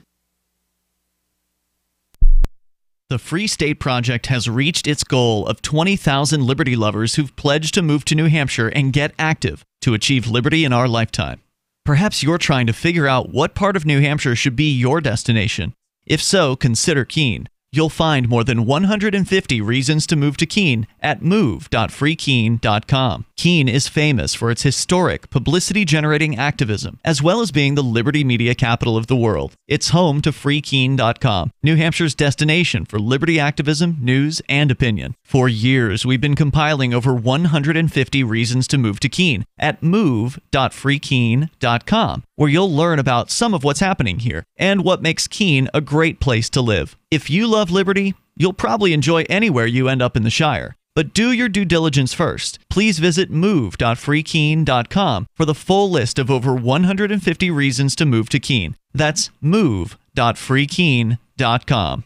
Some of you asked, and now we've delivered. LRN.FM's live Keene, New Hampshire studio shows are now streamed in HD on Twitch. Visit our channel at twitch.lrn.fm and give it a follow. If you have Amazon Prime, you get one free subscription on Twitch. If you use it on our channel, Twitch will give LRN.FM a monthly piece of your Prime subscription cost. So please watch, follow, share, and subscribe to twitch.lrn.fm. That's twitch.lrn.fm.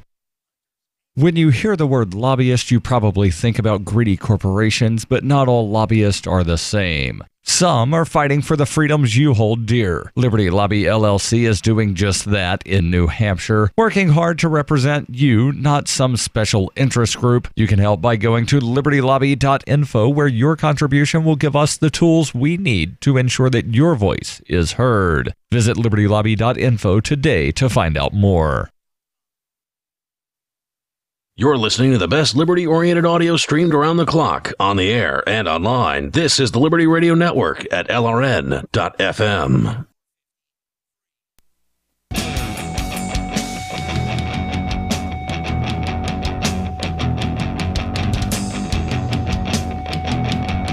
This is Free Talk Live, and you can take control of the airwaves here toll-free. Our number is 855-450-FREE. That's 855-450-3733. And we've also, of course, got the Discord on-air call-in line rooms. Just jump into those over at discord.lrn.fm.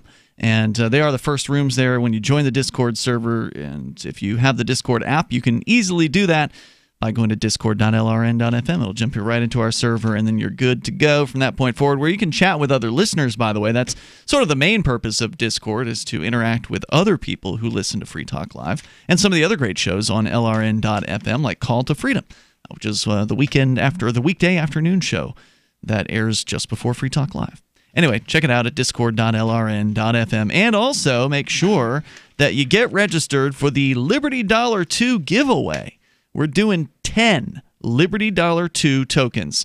You've heard about the Liberty Dollar, right? Maybe not. If you're new to the world of Liberty, that may have bypassed you, because it was around in the late 1990s. The original Liberty Dollar was a silver-backed warehouse receipt, and they actually had silver pieces that were circulating as well. It was the most popular alternative currency in the United States for close to a decade, until the government targeted them and raided and stole their stuff. Ultimately, they were forced by a judge's order to give back most of the stuff they stole. So that's good news. It just took years for that to shake out. And now the son of the founder of the Liberty Dollar, the founder is Bernard von Nothaus, his son Extra, has launched Liberty Dollar 2.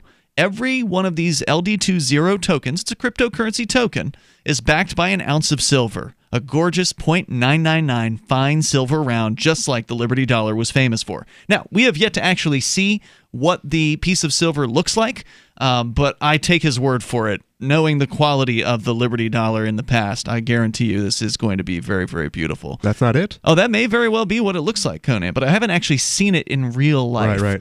So this could be a conception. So it's going to be beautiful, because I know the quality of their product has always been excellent. And I know Bernard von Nothaus is involved to some extent behind the scenes and in helping them craft the actual silver aspect of this. But the rest of it's a cryptocurrency token, and you can get yours. They're retailing right now in the pre-sale at $35 a piece. So 10 of them, that's worth $350. You can win 10 of these things by going and sending an email to contest@freetalklive.com. These are the limited edition LD20 tokens. There's only 10,000 of these things available. Only 10,000 will ever be made available. Then, once these are done, they'll actually release the official Liberty Dollar 2, which will not be limited. So you want to get these limited edition tokens. 10 of them will be yours if you win the contest. Email contest@freetalklive.com. Put LD2 in the subject line and include a number between 1 and 1,000. Once again, send an email to contest@freetalklive.com. and put LD2 in the subject line and include a number between 1 and 1,000. The winner will be selected November 5th, so you got a little bit of time to get this done. And in the event of a tie, they will split the prize, and Liberty Dollar 2 will help you set up a wallet to receive your prize if you're the winner. Find out more about the LD2 pre-sale that's going on now, and there's only less than 4,000 of these things remaining in the pre-sale at ld2coin.io. ld2coin.io. As we continue here, we're going to get into Venezuela coming up here in a moment, but first we go to Sarah calling from New Mexico. You're on Free Talk Live. Hello, Sarah. Sarah? In New Mexico. Are you with me? We have you. Go ahead. Okay. Sometimes I have phone problems. So our littering tickets are going to go up from $150 to $250. Whoa. Now, do you think are you happy about this or no?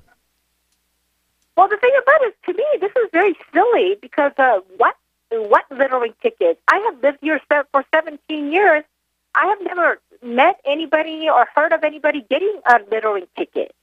So what is this? What are they talking about? That's a good question. How often are littering tickets actually given out? I mean, you do see when you're, driving around highways in various states, there's usually a threatening sign every now and then that'll say like $1,000 fine or what. I know in Massachusetts they raised it to like $10,000 or something insane like that.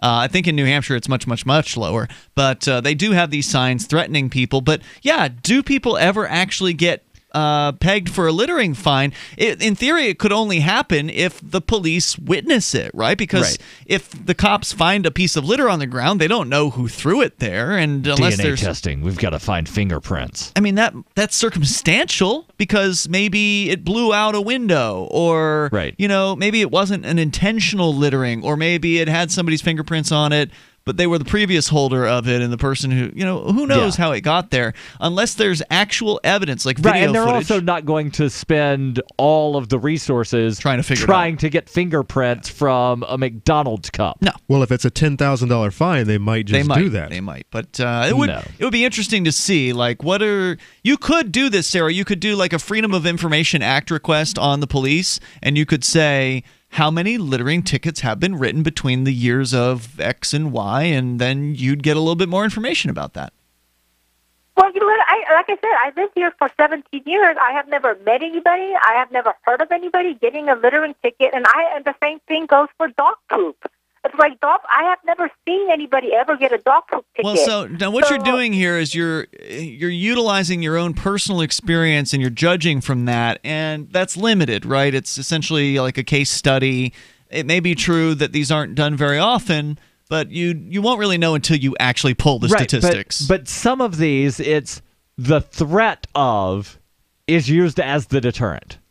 Correct. That's the idea, yeah. But that doesn't deter littering, right? Like, there's plenty of people that litter. I've seen it happen plenty of times where somebody's chucking a cigarette butt out their window. I've seen people throw cans out their window. People don't think of cigarette butts as littering. Well, they should, because it's littering. I know they should. I'm just saying. I've seen people will chuck justify cans out their all window. kinds of things in their head. Can they justify throwing an what entire... I'm doing isn't littering. Can they justify throwing an entire McDonald's cup full of fluid out the window as not littering? Because I see that too. I just picked up down the road here on the street on which we're situated.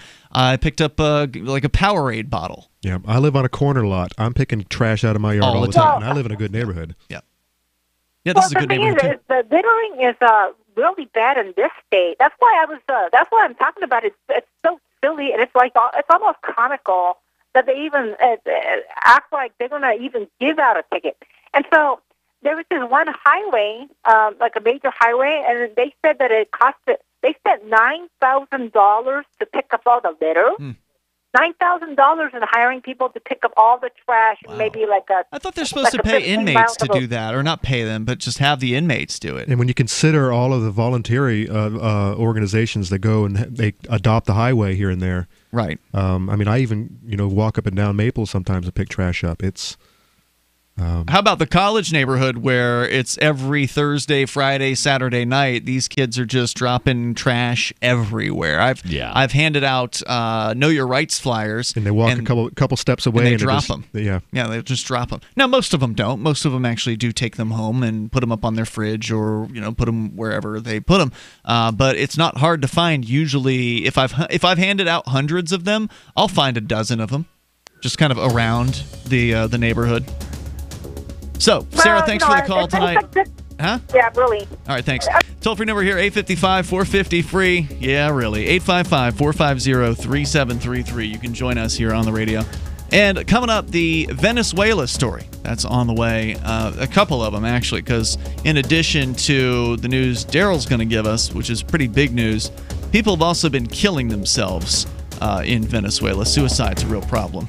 Most of you know that heart disease is the #1 silent killer in the U.S. What if I told you for just $54.95 a month you could fight against heart disease naturally? At Heart and Body Extract, we've been helping thousands of people get back to a healthier heart. Don't just take my word for it. Check out all of the success stories at hbextract.com, or to order, call 866-295-5305. That's 866-295-5305. hbextract.com. Don't risk it when you can take charge of it. Broadcasting to over 1,000 radio stations, GCN programming is in all of the largest markets. A GCN advertising career could be the business opportunity you've been waiting for. Companies need hardworking representatives just like you to handle their needs, while you earn residual income which can last for years. Companies are buying and they need you. Email advertise@gcnlive.com or call 877-996-4327. That's 877-996-4327.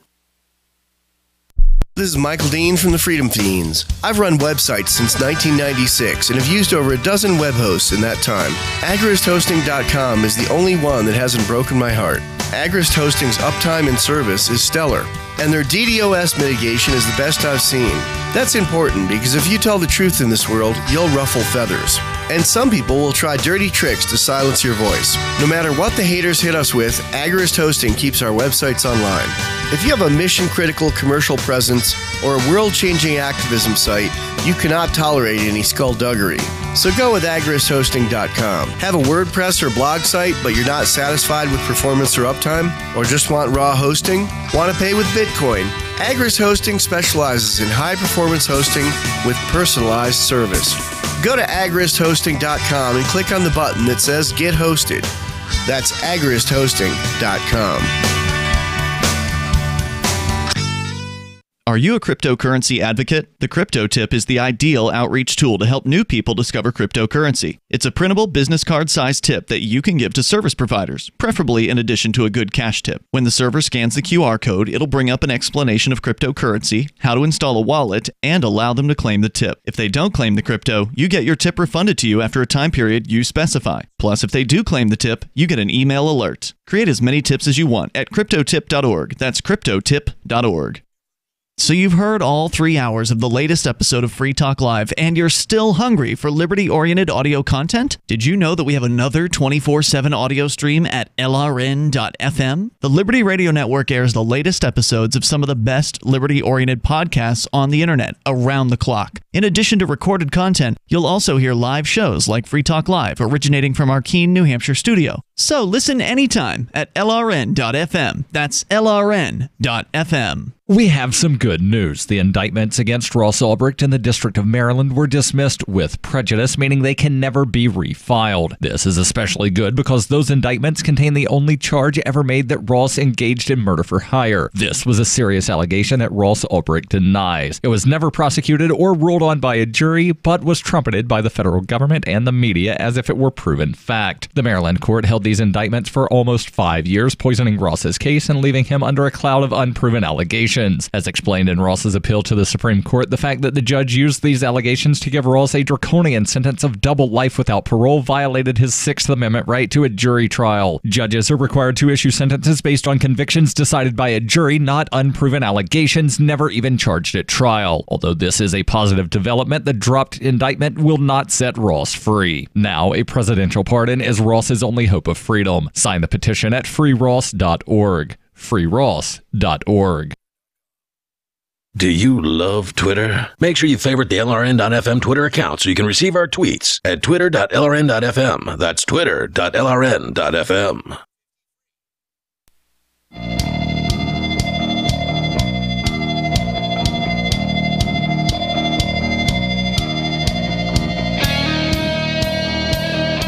It's Free Talk Live. Dial on in here toll free. Bring up whatever you want. Our number is 855-450-FREE. That's 855-450-3733. We do have the Discord on-air call-in line rooms. Just head on over to discord.lrn.fm and get interactive with other Free Talk Live listeners. Tonight with you in the studio, it's Ian. And Conan. And Darryl. The Texas Bitcoin Conference is coming up fast. In fact, I'm leaving Friday.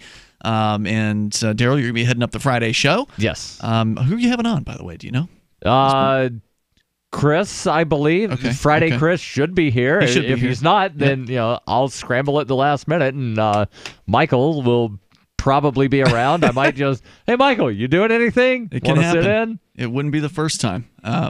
So check out Darryl this weekend on Friday, and then Saturday and Sunday we'll be broadcasting from the Texas Bitcoin Conference in Austin, Texas, October 27th and 28th. Great networking opportunities, of course, panels and keynote speeches from industry leaders. It's going to be an excellent year. Of course, some of the folks you're familiar with from having listened to Free Talk Live are going to be there, like Paul Puey from the Edge Wallet, Bruce Fenton, who is the organizer of the New Hampshire blockchain, the Free State Blockchain Conference that happened here a couple weeks ago, and then Lynn Ulbricht, the mother of Ross Ulbricht. She's going to be there speaking. You get to meet her if you've never done that. She's a great lady who, sadly, her son has been placed in a prison cell for the rest of his life, plus another life sentence, plus 40 years. And it's tragic, and I'm sure she'll be updating us on his case and how the petition is going to try to get him a pardon from Donald Trump. So there's other speakers, of course. Go to TexasBitcoinConference.com. You can see the full schedule there, and still you can get tickets, from what I understand. TexasBitcoinConference.com. We'll look forward to seeing you this weekend in Austin. It's a great conference. I've been to every single one of them so far, and this is the fourth one. It's going to be, I'm looking forward to it. We'll see you there. All right, so toll-free number tonight, 855-450-FREE. We are going to move into Venezuela here. Darryl, you saw a headline this evening right before we started the show. It was by Mises Cuba. Yeah, I actually saw it earlier, but then I was reminded because as we were going through, I posted it somewhere where I don't normally put my show prep, and was reminded of this headline: breaking, MUD and Venezuelan opposition parties are dissolved. The MUD being the Roundtable for Democratic Unity, or in Espanol, Mesa de United Democrática. Which, again, was sort of the coalition of opposition political parties, quietly, according to Mises Cuba, quietly dissolved by decree of the Constituent National Assembly, which is Maduro's rubber stamp Congress, which legally and formally dissolved all political parties that did not participate in the most recent national elections, from which the MUD was banned. The MUD's doom was spelled out a year ago, but to date, and this actually dated October 24th, so yesterday, but says, but today it was codified by the new rubber stamp Congress. The only recognized political parties in Venezuela are now members of the Great Patriotic Poll, which is the unanimous majority in the Constituent Assembly, mostly the ruling... unanimous majority. Before you go on, let's talk about this Constituent Assembly. Yes. It replaced, basically, or essentially quietly replaced the other National Assembly. Usurped the National Assembly. Right. So there's the Constituent Assembly, which is the new thing. The National Assembly was the original thing. And basically what happened, what was it, like a year or so ago? About a year and a half ago. They had just essentially BS elections where only Maduro, who's the president of the country, only Maduro's cronies were essentially allowed to run in this election. Yes. To get on this new Constituent Assembly, which was formed for the purpose of completely supplanting the previous National Assembly. Yes. Which sort of still existed, but essentially became a non-issue. Right. So what they did, they created this Constituent Assembly. Stacked it, and then took all of the powers and authority away from the National Assembly. Right. And now they've formally dissolved the National Assembly and all political parties that did not participate in the election, from which they were banned from participating. Right. So, and this was somebody had predicted this in advance, or at least they predicted the sort of the fall of the National Assembly when this new Constituent Assembly was created, and it seemed like the Constituent Assembly was created for the purpose of creating a new constitution for Venezuela, which of course would... Oh, it didn't seem that way. That was explicitly mentioned. That was the intention. That the Constituent Assembly would be tasked with writing a new constitution. So that's what they're in the midst of right now, apparently. And that's where some of this news is coming from. Some of it is coming from that, and again, which is hard to find. The reason we didn't open with this tonight is because you were looking to try to verify this. Right, I want to corroborate this information, and I found enough information from other sources to where either this is part of the proposed constitution, or this Constituent Assembly just passed some kind of resolution saying all political parties other than ours are prohibited and banned and legally dissolved as entities. So we're not clear on the timing and exactly how this was implemented, because it's that breaking apparently, and there's very, very little as far as news coverage of this. There's very little coverage out of Venezuela anyway. Sure, I imagine a lot of state-controlled media. Dates to where it is state-controlled media, and then a lot of times you rely on stuff from some of the news wires to wind up getting information second and third hand several days later. So, I'm guessing probably by this weekend, something will be up on UPI or Reuters or the Associated Press. And I bet you this is going to be the tip of the ugly iceberg for whatever this new constitution is going to hold. Oh, I found something, and I think you found this as well. Some of the provisions of the draft constitution, one of which would probably bring about PDV's demise. PDV, which is the government's oil corporation. Yes. State-run oil company that essentially has the monopoly down there. Yeah. So continuing on with the article from Mises Cuba, again, the only political parties that will be allowed are part of the Great Patriotic Pole, which is made up of Spell pole. What is POLE. Okay. Made up of the United Socialist Party, or the PSUV, and numerous frontman parties like the Communist Party of Venezuela, the Revolutionary Party of Labor, and the People's Electoral Movement. So basically all of the groups that make up the ruling party. I see. Those are the only parties that are allowed. Got it. MUD leader Henrique Capriles, who has widely been labeled a collaborator with the regime by other Venezuelan opposition politicians, despite having been assaulted and beaten this year by the Colectivos, which is a pro-regime paramilitary gang, has not made any public statement over the dissolution of the MUD. We talked about only posting on Twitter that his radio appearance was being canceled due to, quote, technical difficulties. Wasn't that the guy who got locked up who was actually running against Maduro at one point?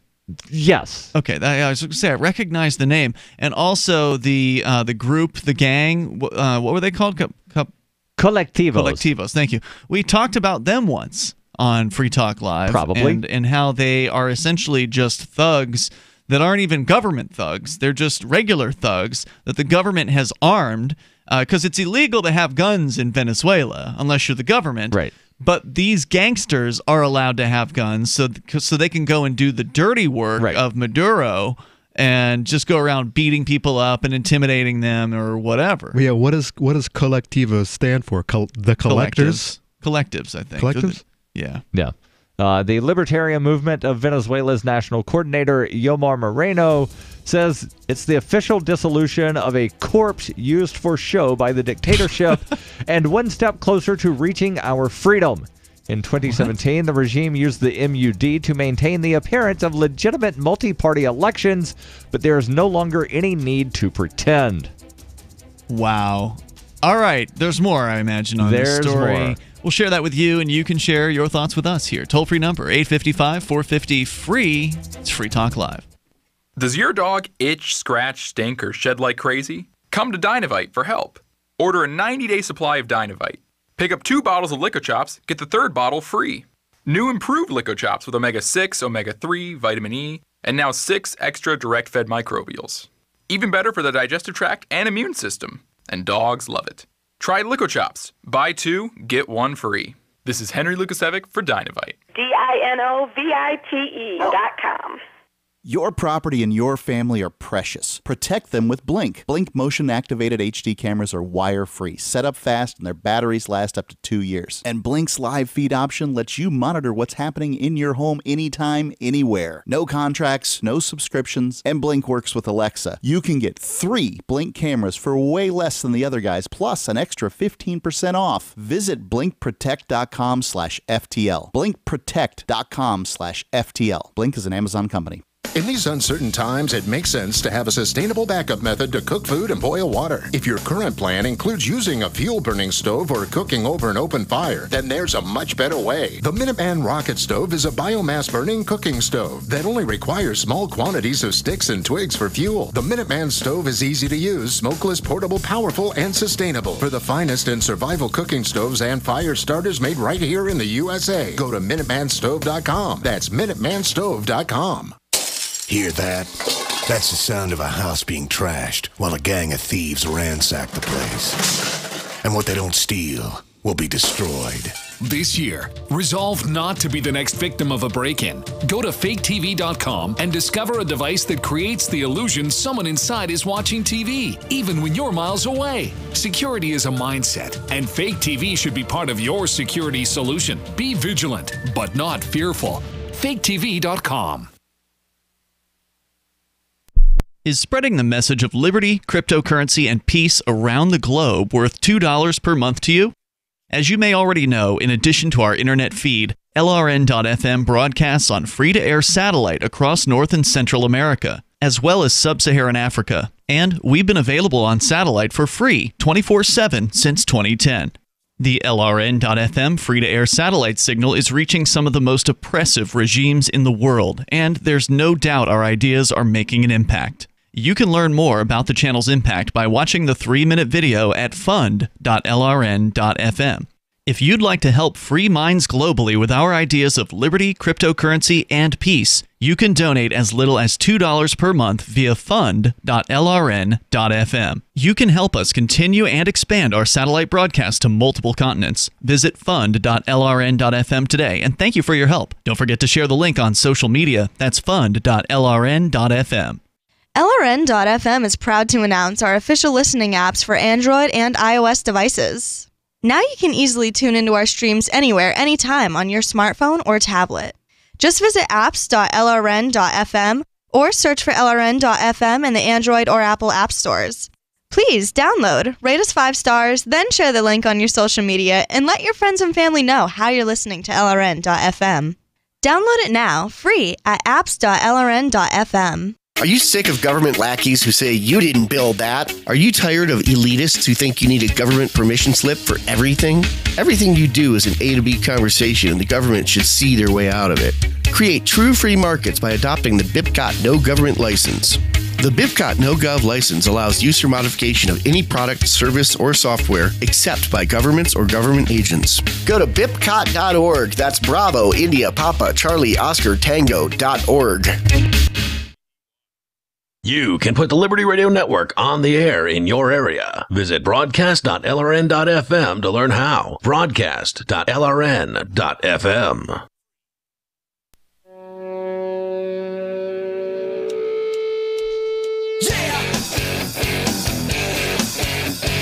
It's Free Talk Live. You can join us toll-free number here for you, 855-450-FREE. That's 855-450-3733. And also, don't forget, you can join us online. Head over to freetalklive.com. We've got a web forum, and it doesn't get as much use as our Discord server, but it's still there, and people are still using the Shire forums, and one of those subforums there is about Free Talk Live, where you can post and interact with other Free Talk Live listeners. Go to forum.freetalklive.com, and that'll get you there, and it's free to use it, and it's pretty slick software. It's very modern, very snappy, very nice, and easy to use, and it's free. Forum.freetalklive.com. With you tonight, it's Ian. And Conan. And Darryl. Darryl, you're sharing with us the bad news, but predictable news that the Venezuelan government has now moved ahead with their so-called Constituent Assembly, which is a joke, where they've stacked this so-called Constituent Assembly with adherents to the ruling party, basically. And nobody else was essentially allowed to even run for the seats. So it's completely stacked with cronies of the president of the country. They will do his bidding. They will do whatever it is that they are told to, basically.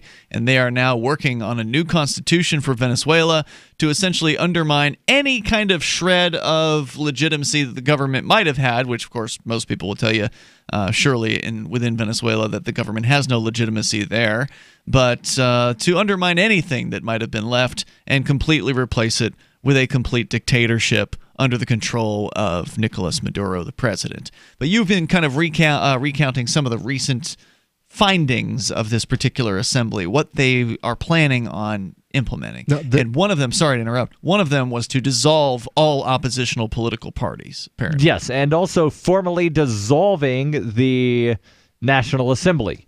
The thing they replaced with the Constituent Assembly. Yes. So they replaced it. Did any of those the National Assembly, did they just move over to the new party, or are they kicked out on the streets right now? I think there may have been a handful of people from the National Assembly that are in the new Constituent Assembly, but National only if they Assembly were allowed to run for it. Right. So the National Assembly was majority ruled by the opposition. Yep. And all of the opposition parties were prohibited from running in the Constituent Assembly. So it's likely that some of the socialists in the National Assembly sought seats in the Constituent Assembly, but I don't have a breakdown. Right. And I've not seen anything saying... So if they weren't even allowed to, run last year? Correct. They haven't been in office. They've just been floating around. Well, no, they have been in the National was still Assembly. there. They just can't do anything. But all of their powers were stripped. It would be akin to if a group of people created a new community council to replace the city council and strip all of the powers from the city council. The city council would still exist. They just wouldn't have any powers. And then this new thing formally dissolved. Or in the same way, if Trump could somehow go and just create a new Congress full of all of his buddies, right, and then somehow get rid of the old Congress without any kind of uprising, because that'd be great. That'd be I'd watch that movie. Why would you want the Cheeto dictator to wind up naming his own people to Congress? Because the Civil War you guys were talking about yesterday would happen tomorrow. You think so? Oh yeah. You don't think Americans are too fat and happy? If he tried a coup like that, there are too many people who are upset with him. If he tried something that outrageous. How is it that, look, Maduro has been doing so much that is outrageous down there, and he's still in power. So these guys can get away with a lot of corruption. He has his followers, as does the Orange Man Bad. Right. He has his followers who would be right there with him, getting their rifles off their walls to go to war. Well, you were talking about what the mindset and how this will look. I'm listening to yesterday's show concerning the Civil War that everyone's talking about right now on both sides, and who's going to win and what states would survive and how would the country be divided and this and that. This is sick. I believe that the people actually want this. They always say, no, we don't want this. Is the last thing that we want. We don't want to be fighting our brothers and sisters across state lines, and we don't want all of the destruction that it would bring, all the rebelization it would bring. But I think, in a sick way, people want this. I think they are. I think that in the backs of their minds, they are ready to wake up to a new war just to prove who is right. It's gotten the division. Might makes right. The division is so great right now that one side believes they're right and the other believes that they're right. The division is so great that they just want to prove, and the only way to do that, you can't sit down and have a conversation with your neighbor any longer. Now it's got to come to an actual all-out fight, an all-out war. Well, I hope you're wrong about that, but you're not the only one on this show that's predicting it. And I don't want to see violence. I definitely don't want to see people being afraid to go out in the streets for fear of being attacked by somebody who thinks that they're politically opposite from that other person. I mean, that sounds absolutely awful. I hope you're wrong about that, Conan, but that's about all I can say. Well, history repeats itself, and the cycle is full turned, and it's ready for another. It's true until somebody's ready to break the cycle. Until someone's ready to break the cycle of violence, it will continue. Well, the only way we can do that, I've said before, is for us as human beings to evolve past this nonsense. Evolve to the next level where we where we respect the individual, and the collective comes next.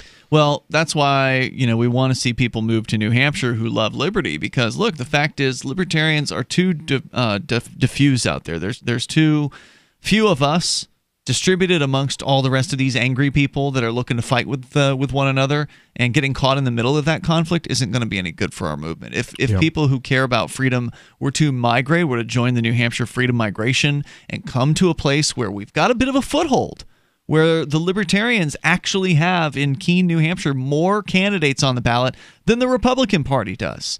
The Libertarians here are actually in political offices, in the state representative seats. So we've actually had tremendous success here with a relatively small number of movers. If we could take the number of movers we've had, which is maybe a couple thousand, and multiply that by 10, the amount of influence that we would have would be tremendous. Already we have influence inside New Hampshire. Already there's a Keene Sentinel article where we're on the front page where libertarians, it's all about the differences between libertarians. When has this article ever been written in the history of news media? Yep. I mean, really?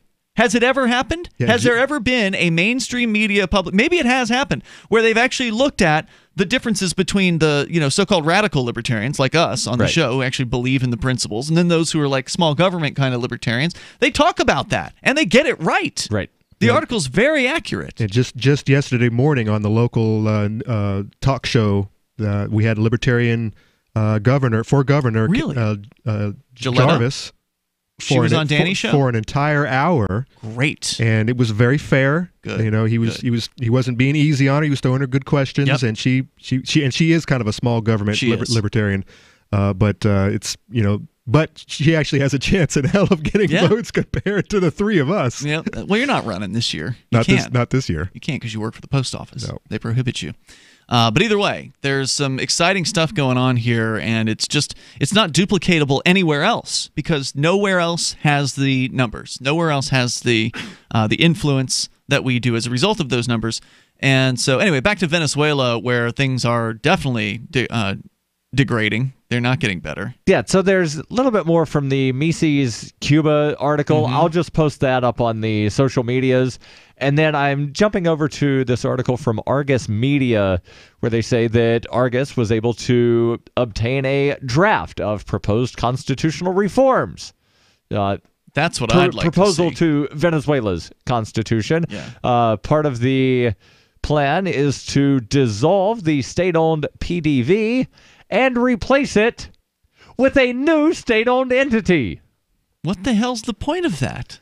Kind of like what the Republicans want to do with the Patient Protection Affordable Care Act. Repeal and replace. With their own version of it. We just need Romney Care enforced across the country instead of Obamacare because somehow it's different when they do it. Argus says PDV would be eliminated and replaced with a, quote, new organism, but the state will not relinquish ownership of the country's oil and gas assets and control over all related activities, according to the Constitution. According to Article 342 of the proposed Constitution, quote, the state, for reasons of national strategy and political and social productive sovereignty, will conserve the totality of PDVSA's shares while a new organism... Can you read that title of that organization? What was it? Start that sentence again.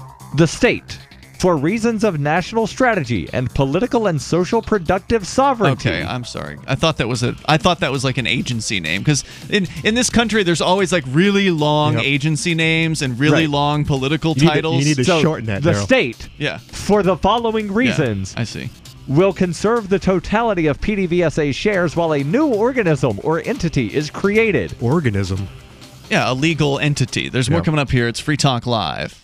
Marijuana has unleashed a green gold rush across our nation. It's creating $10.8 billion in new wealth a year. And every day, it's transforming more and more Americans into millionaires. In an historic event, former Speaker of the House John Boehner reveals how you could become one of them. Join him online for the American Cannabis Summit. Attendance is 100% free, but space is limited. To secure your spot, text JOIN to 44055. This event is the first of its kind ever. John Boehner and an esteemed panel will reveal which cannabis stocks are primed to deliver life-changing windfalls in the weeks and months ahead. Plus, they will show you how to become a cannabis angel investor, backing the hottest startups before they potentially become worth billions of dollars. To join American Cannabis Summit, text JOIN to 44055. Attendance is free. Text JOIN to 44055.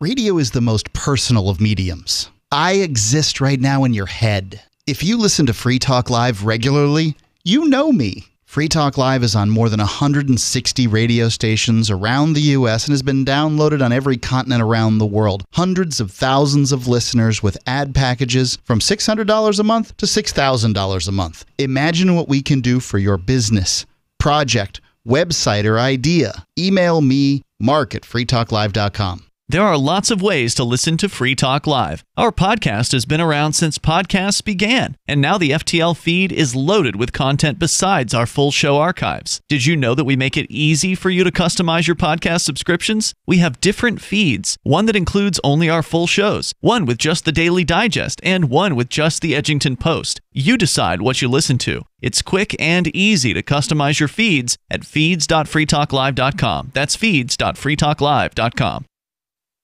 You're listening to the live edition of Free Talk Live. Hour number 3 is next after the news here on the Liberty Radio Network at LRN.FM. From Conan, the Shire, the Liberty Media capital of the world, this is Darryl W. Perry, host of FPP Radio News for Wednesday, October 24th, 2018. Silver is trading at $14.75 per ounce. Gold is valued at $1,229 per ounce. Zen is trading at $14, and the average price of Bitcoin is $6,528. Antiwar.com reports 3 weeks after he entered the Saudi consulate in Istanbul and never emerged, Turkish officials are reporting that journalist Jamal Khashoggi's body and personal effects have finally been found. The circumstances once again support the idea that a Saudi kill team that arrived at the consulate at the same time indeed killed and attempted to dispose of him. Though Turkish investigators are so far not confirming or denying it, top Turkish official Dogu Perinçek is reporting that Khashoggi's body was found cut up and disfigured and dumped in the well in the garden belonging to the Saudi Consul General. This all supports the audio recordings of Khashoggi's murder, in which the then Consul General objected to the kill team killing and cutting up Khashoggi in the consulate, saying he'd get in trouble. He's been fired and recalled to Saudi Arabia for an investigation. Turkish state media are getting confirmation from other media, however, that Khashoggi's possessions have been found in a car belonging to the Saudi consulate, which was discovered in an underground garage. Inside the car, there were 3 suitcases found. These contained Khashoggi's laptop and clothing. This supports the story that Khashoggi, after being killed, was stripped of his clothing, which was put on a body double who left the consulate to try to cover up the fact that Khashoggi himself never did. In 2115 New England, there are no borders, no states, and no regulations, yet never has a more peaceful and prosperous place existed. But Mr. Drake's security company has seen better days. Faced with the prospect of waning power, Mr. Drake intends to replace the anarchy of New England with a government. Anarchy in New England by Joe Jarvis is available from Amazon.com and all major bookstores. UPI reports federal safety officials have ordered a self-driving vehicle company to stop using autonomous buses to shuttle children to and from school in Florida in what appears to have been a regulatory misunderstanding. Earlier this year, the National Highway Transportation and Safety Administration gave TransDev permission to begin testing self-driving shuttles. However, it said that does not equal approval to use them with school children. The company has been using its autonomous buses to transport children in Babcock Ranch in southwest Florida. Last week, the NHTSA ordered it to stop. It says regulators did not give TransDev permission to use its EZ10 Generation 2 driverless shuttle as a school bus. NHTSA Deputy Administrator Heidi King said innovation can't come at the risk of public safety. King added that school buses must pass a number of safety regulations before they can transport school children. The NHTSA said it received confirmation from TransDev that it would comply with the order. TransDev said the bus operated for just 1 day per week with just 5 children for 3-block trips to and from school. It never traveled faster than 8 miles per hour, and the families of the children riding on the bus gave specific approval. The company also said the bus carried a safety operator on board to monitor the vehicle and supervise the children. The company said TransDev does not, nor would ever, sacrifice safety for progress and is fully committed to compliance with all relevant regulations. Zencash is now Horizon. Horizon is a privacy platform built on zero-knowledge technology with a decentralized secure node architecture. The Horizon platform enables real-life uses beyond currency, including the ability to privately chat with other people. Horizon, bringing privacy to life. Learn more at horizon.global. HORIZEN.global. Reuters reports the District of Columbia has opened a civil investigation into whether the Archdiocese of Washington covered up sexual abuse of minors by Catholic clergy, according to the D.C. Attorney General on Tuesday. Attorney General Karl Racine said at least 13 states and the District of Columbia are conducting civil or criminal investigations into allegations of sexual misconduct or cover-up by the Catholic Church. The Roman Catholic Church has been enmeshed in a sex abuse scandal that has enveloped clergy in a number of countries, including the United States, Germany, Chile, Australia, and Ireland. In August, Pope Francis issued an unprecedented letter to all Catholics vowing that there would be no more cover-up of sexual abuse by clergy. The former Archbishop of Washington, Theodore McCarrick, resigned in July. He has denied allegations that he sexually abused a 16-year-old boy in the early 1970s when he was a priest in New York. Church officials have deemed the accusations credible. Felonies in Washington are handled by federal prosecutors who have not announced any investigations into clergy abuse in the Archdiocese. This has been FPP Radio News. Online at fppradio.com. Right now, it's looking like tonight's record $500 million Powerball drawing could be cancelled, as embarrassed lottery officials have admitted they lost the balls. Douglas Bronstein, deputy director of the Multi-State Lottery Association, addressed the press moments ago. We have a quote. "We know how important the balls are to a successful drawing. I saw them the other day, and I'm sure they'll turn up somewhere." Bronstein says it's usually marketing director Ben Callahan's job to keep an eye on the balls, but when reached for comment, Callahan said he just sits next to the balls. It's not his job to know where they are every second of every day. According to Bronstein, it's crucial they find the balls before tonight's drawing. Quote, "We'd love to use different balls, but these ones have the numbers on them." Bronstein added that once they figure out where the balls are, they promise to keep them in some sort of case instead of just lying around the office. When we return, we'll meet some of the undeterred Powerball superfans who are camping out before the big drawing dressed as their favorite numbers. This is the Onion News Network.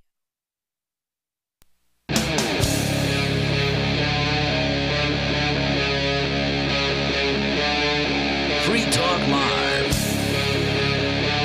It's Free Talk Live. You can dial in toll free as we launch into the third hour of the program. We got time for you if you want to join us here. Our number is 855-450-FREE. That's 855-450-3733. Venezuelans government, the completely now controlled by the governmental party, whatever socialist party it is, they have apparently abolished all other political parties in Venezuela. And Darryl, you were sharing that story with us from Mises, Cuba, yes, which was a surprise to find out that that existed.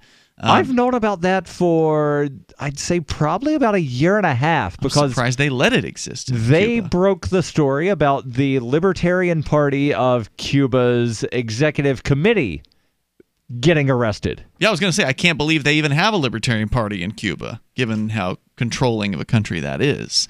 And apparently they arrested them, so I guess that explains. Are they still in jail, or did they let them out, I wonder? I don't know. Yeah.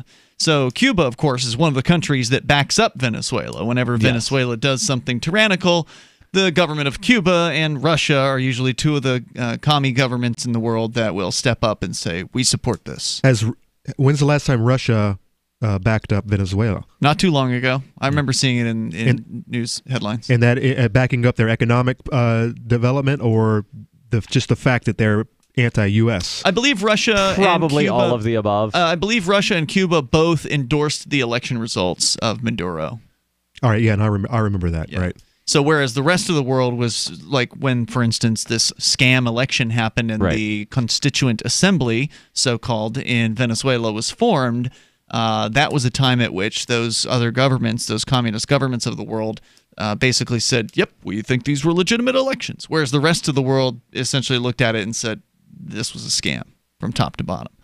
And so, Darryl, you were sharing some of the proposed or purported new provisions of this new constitution that's being put together by this Constituent Assembly, which was formed completely on the outside of any kind of legitimate political process by excluding anyone from the opposition parties from even running for the Constituent Assembly, which is now doing the work of putting this new constitution together. Correct. So it's all just going to be foisted upon the people of Venezuela, and the government's going to act like it's completely legitimate. Right, because Maduro set the thing up, and so therefore reasons. And whatever he says goes, and if you try to run against him, he'll put you in a jail cell.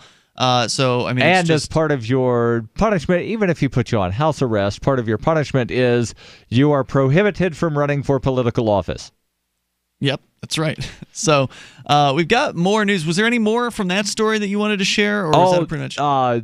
There's a good bit more from Argus, where they're going through some of the provisions of the draft constitution. Oh, okay, because you had mentioned that this Argus looked at this draft constitution, and part of it was that they're going to be replacing the existing PDVSA, which is the oil company, the government-run oil company that's been in place for decades, replacing it with another government-run oil company. With a, quote, new organism or entity that will be created to manage the oil industry, including its subsidiaries, strategic associations, and joint ventures.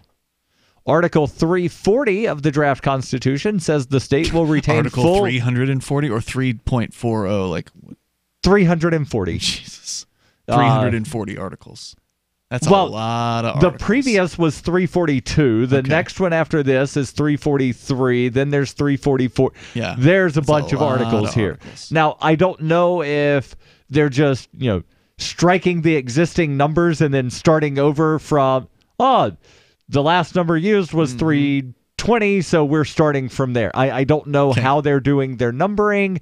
It could be section 1 is 100, and then section 2. It's going to be a rambling, long political treatise. But again, Article 340 says that the state will retain full control over all hydrocarbons exploration and production activities. The word hydrocarbon, as defined in the text, includes crude oil and gas, or at least according to an ANC official. Article 343 says that PDV will retain a majority stake and decision-making control over all exploration and production joint ventures with foreign companies. Article 341 prioritizes labor's direct involvement and participation in the use of national technologies, science, and techniques.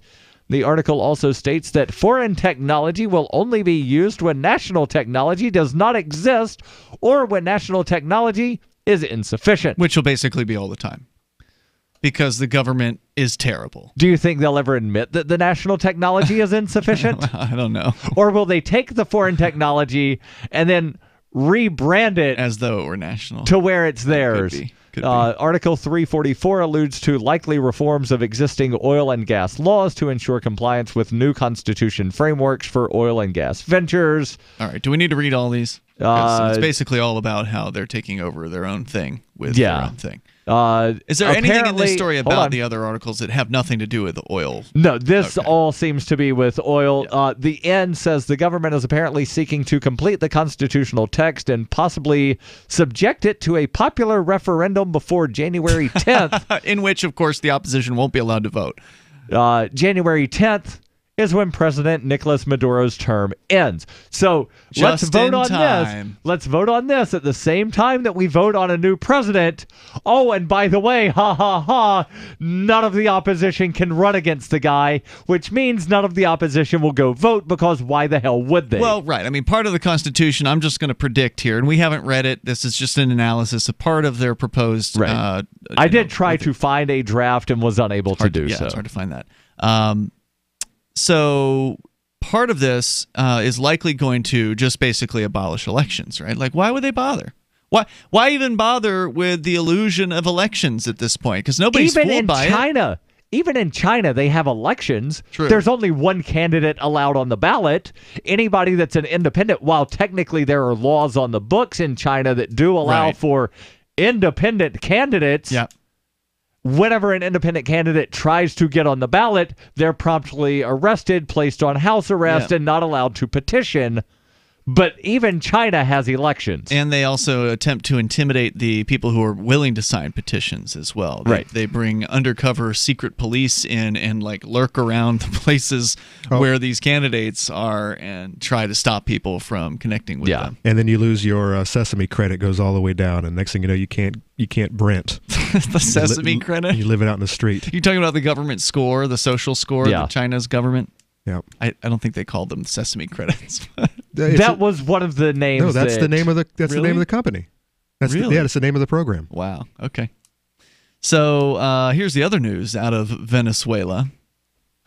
We had told you about how they were locking down the border, and we touched on this during the week of the Bitcoin conference that we were at, the New Hampshire Free State or the Free State Blockchain Conference. We touched on the story. I don't think we really got into it about how Venezuela has created a new border patrol agency, one that didn't exist before apparently, right. And so they've created border patrol, border guards.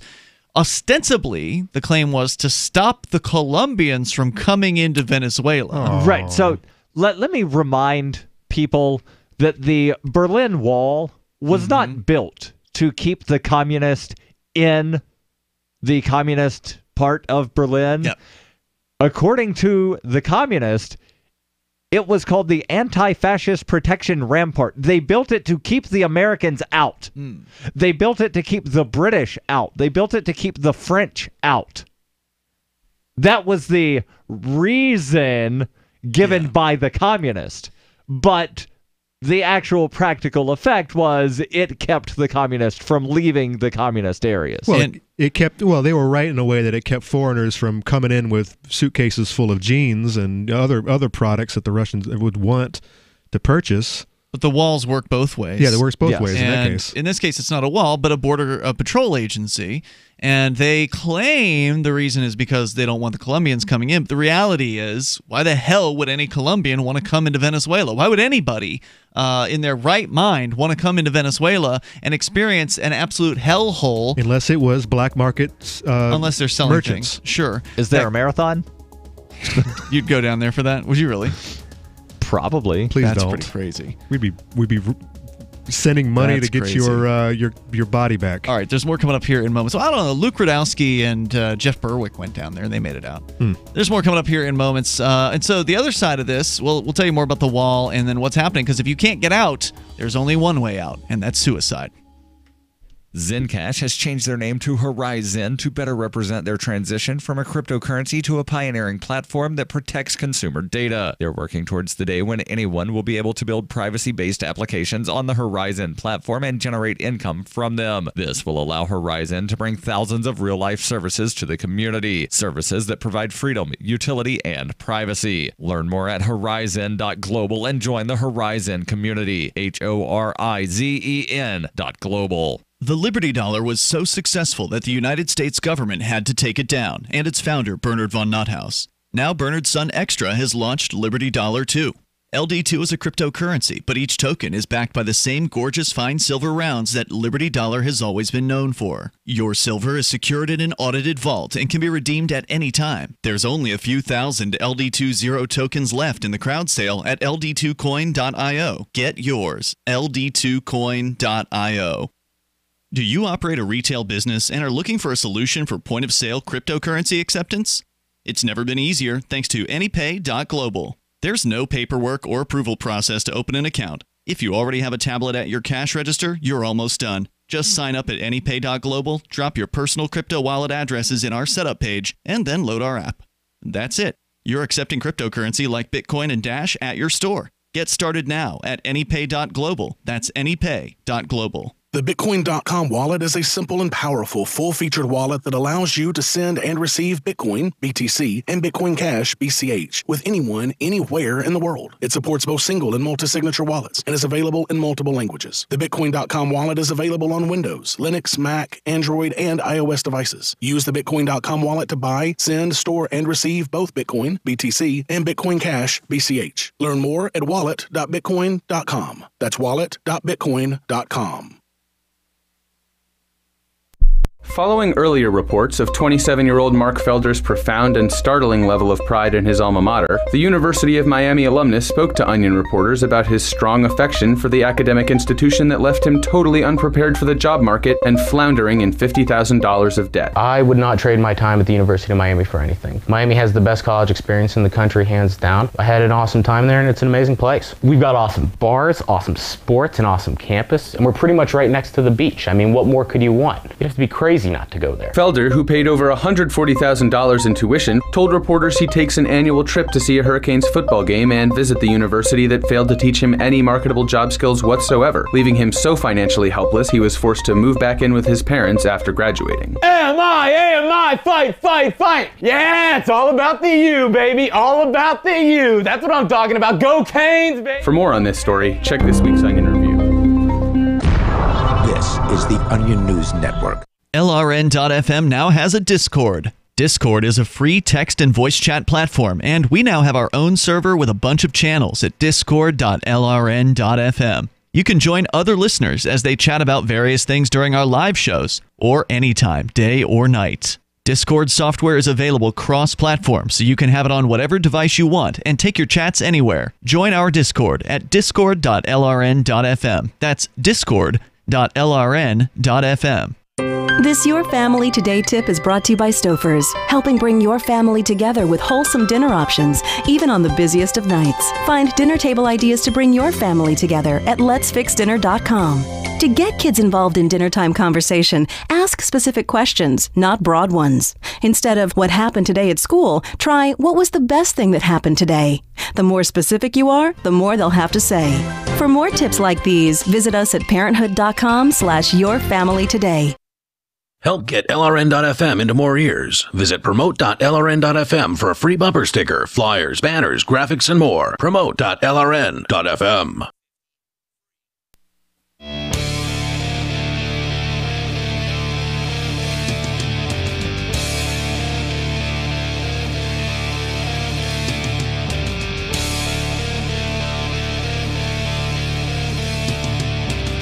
This is Free Talk Live. You can dial in toll-free and take control of the airwaves here. Our number is 855-450-FREE. That's 855-450-3733. Also, the Discord on-air call-in line room is open and available to you. And I say room, I mean there's 4 of them, so you can jump into any one of those, and we'll join you in there. And then you'll sound like you're sitting here in the studio with us if you want to get on the radio. Otherwise, we'll talk about stuff like what's going on in Venezuela, where suicide is on the rise as more and more people are just turning to ending their lives rather than putting up with being hungry and having their families getting sick because they can't get access to medicine, having their purchasing power drop on a daily basis through insane hyperinflation. We can continue with that story coming up here in moments. I do also want to let you know that Bitcoin.com is one of our prime sponsors here on Free Talk Live, longtime sponsor of this show. And if you want to learn about Bitcoin, now's a great time to do it. We are coming up on what is arguably the 10th anniversary of the release of Bitcoin to the world. And Darryl, you said that it was Halloween, actually, in 2008 when, what was it, Satoshi released, released the GitHub code that he did? That's my understanding, yes. Yeah. And then later on, it was actually, I guess, loosed into the wild to some other extent in January of 2009. So It depends on where you draw the line, but we're coming up on that first potential line draw here in about the next week. So go to Bitcoin.com. It's definitely not too late to learn about this. Even though you're a decade late, it's still not too late because we're still on the early end of this thing. If you think about how short of a time Bitcoin has been around compared to the rest of the forms of money, like gold and silver and paper money, this is a drop in the bucket. 10 years is nothing. So where does it go from here? Who knows? But you should probably learn the basics by going to Bitcoin.com. Take their Bitcoin Academy. Learn about Bitcoin BTC and Bitcoin Cash, BCH, and more over at Bitcoin.com. Plus, they've got their news site, which has the latest news headlines from around the globe about Bitcoin and cryptocurrency. Once again, that's Bitcoin.com. As we continue, we'll take your calls and thoughts about what you want. Bloomberg reporting that the patients arrive by night or in broad daylight, alive and sometimes dead. A record surge of suicides in troubled Venezuela is wearing down doctors who work at the university hospital in the Andean site of Merida. People who have tried to kill themselves arrive at an uncertain rhythm that breeds dread in the professionals who receive them. Ignacio Sandia, who heads the psychiatry department, says, "We live between terror and impotence. We constantly think that we can't do what we should in the moment we're able to, and we're terrified that patients commit suicide, and there's nothing we can do for them." Suicides are rapidly increasing, or rather, according to Bloomberg. across this once wealthy nation, but particularly in mountainous Merida, where they're hitting levels never before seen. The Venezuelan Violence Observatory, a non-governmental organization, estimates that the state's suicide rate was more than 19 per 100,000 in the year 2017. Only 12 nations in the world have a rate so high. Such deaths are becoming ordinary in a population plagued by hyperinflation, hunger, and mass emigration. That means people leaving if they can get out. Now, again, as we just pointed out, there's a new Border Patrol agency whose job it is to keep people from leaving Venezuela. Because, well, if everybody's just free to leave Venezuela, then if they can afford to, they're gonna. I mean, look at what's going on with Honduras. They didn't have to have a lot of money to gather into a large mass and cross the border. And maybe that's what the people of Venezuela ought to consider doing as well. Get a large number of people and just cross and get out of there. Because if you just go one at a time, they're going to pick you off. Right. They're going to stop you. But if you've got a few thousand people behind you, well, they don't have enough bullets to stop you. And as we saw in Mexico, at the border of Guatemala and Mexico, the Mexican government didn't even bother to try. I mean, they sort of tried with a few rubber bullets and, some tear gas, but they certainly didn't escalate the violence. Would Maduro escalate to shooting? He might. He may be that desperate to stop people from leaving because ultimately people are his one resource, right? They don't have any good money. They don't have any oil, really, that they can utilize effectively. They've got the oil in the ground, but they're failing at exporting it for various different reasons. So he doesn't want people to leave. Such deaths are, again, becoming ordinary. Zamara Betancourt, a neurologist who leads or heads mental health services at Corpsalud Merida, the public health system, blamed scarcities of antidepressants and anti-anxiety medicine and loneliness as loved ones leave. Yeah, that's what I was going to mention. They don't have a means of escape. They come home, if they even have a job, and they don't have alcohol. You can't afford to buy alcohol. They don't have anything. How could you afford it? You can't go out on the streets and have a good time because there's just nothing to do. Merida, smaller than Connecticut, with a namesake capital city, is known for sleepy farming towns, snow-capped peaks, has about 1 million residents. Blackouts roil the region. There was another headline recently about major blackouts across, I think it was Caracas. Gasoline and public transportation shortages. Caracas is not in this area, but public transportation shortages force residents to hitchhike through trash-strewn streets. And just imagine what that's like. Students at the university in the Andes have fled, taking any contagious optimism with them. Absent reliable official figures, the Violence Observatory combed press clippings and police and hospital registries to document more than 190 suicides in Merida last year. The death of Angel Isol Mendez, age 75, ended a decline that mirrored the state's. His bodega in a rural town ran out of goods. Hunger withered his body, and a lack of insulin riddled his feet with diabetic sores. On August 23rd, his son found him in the store's barren anteroom, shot dead by his own revolver. His wife, Sonia Ariano, said, "There wasn't anything left to sell. Nothing. Not even a piece of candy. Everything was going wrong. He felt like a prisoner. I figured it forced him to make a decision." Many final decisions, doctors and authorities say, are made on impulse. Farmhand Eudes Miguel Valero Sanchez, age 20, last year broke his leg falling from a truck bed. He lapsed into a deep depression, and after a Christmas Eve fight, he dashed from the family's one-room house and hanged himself. His mother, Maria Leda Sanchez, said at the time, "I still come here at times to ask him why he did it," she said as she stood under the tree where her son died. And then there's a picture of garbage right there in the middle of the story, just to show you what it can be like, where just straight up in the middle of the median, basically, in what appears to be a fairly wide, maybe 4-lane street in one of the cities there, just a pile of garbage strewn about. The government has been opaque about the deaths, as with inflation, homicides, and HIV statistics, the autocratic government of President Nicolas Maduro often keeps silent for years at a time. Yet scraps of data confirm the surge. In Greater Caracas, there were 131 suicides in June and July, 2 months, according to a National Investigative Police document obtained by Bloomberg News. That implies a total this year of 786 in the capital alone. Again, presuming the numbers stay consistent over the months. By comparison, the entire nation had 788 suicides in all of the year 2012, the last reliable accounting by Venezuela's National Statistics Institute. So again, in just the capital this year, they're estimating 786 so far, compared to 6 years ago when it was 788 for the entire country of Venezuela. A country of, 30 million people, I think, about? Roughly. More coming up here in moments. Suicide is one exit for the people of Venezuela, and some of them are taking it. It's Free Talk Live. Water is the single most important thing your body needs, so you want to be sure it's the best for you and your family. Since 2005, thousands have depended on Berkey purified water. The Berkey Guy provides the lowest priced filtration systems in every size. For incredibly delicious water now and in an emergency, get to GoBerkey.com or call 877-886-3653. 877-886-3653. GoBerkey.com. When you use public Wi-Fi, hackers and identity thieves can see anything you do online. Embarrassing photos, your web history, even your passwords. That's why I use private internet access to encrypt my internet connection for less than 10 cents a day.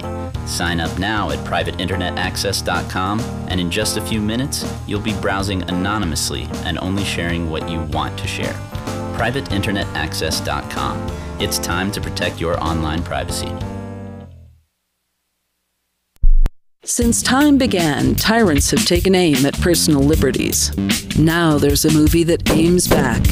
The government has no more right to tell us what to put in our bodies than they have to take our guns or tell us what books we can read. 6 drug police were eaten by bears while raiding a marijuana farm. On your knees, you dirty hippies! Jesus. On your knees! What's the problem, officer? Today, many cops who enforce pot laws do so only because it provides them with cushy jobs, good benefits, and a chance to push people around. I was an undercover narcotics officer. The drug war is nothing but a farce. The Second Amendment says you gotta keep you and your gat intact.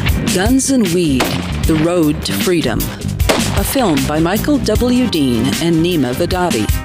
DVD available now at gunsandweed.com or on Amazon. That's gunsandweed.com. Makes the perfect gift.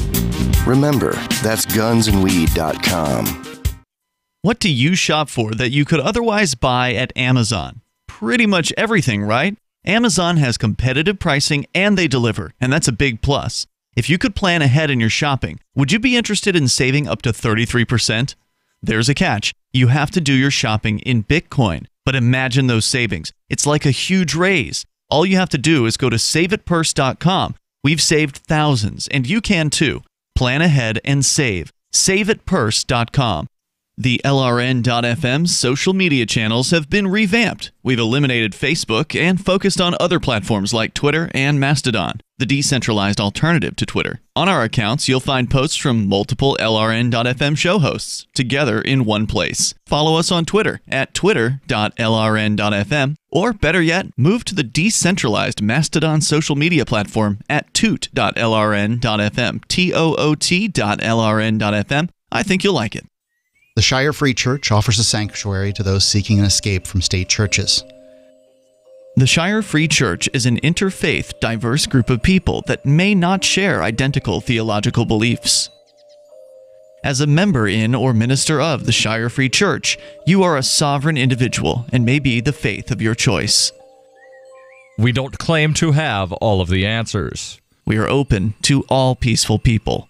We want to learn from each other. What unifies the Shire Free Church and its diverse members is peace, love, and liberty. There are many paths to God, one for every individual. The Shire Free Church does not define a specific path beyond those parameters that must be your foundation. Peace as your way, love as your guide, and liberty as your light. Learn more at church.shiresociety.com. That's church.shiresociety.com. Some of our live shows are streamed in HD on Twitch. Please follow and share at twitch.lrn.fm. That's twitch.lrn.fm.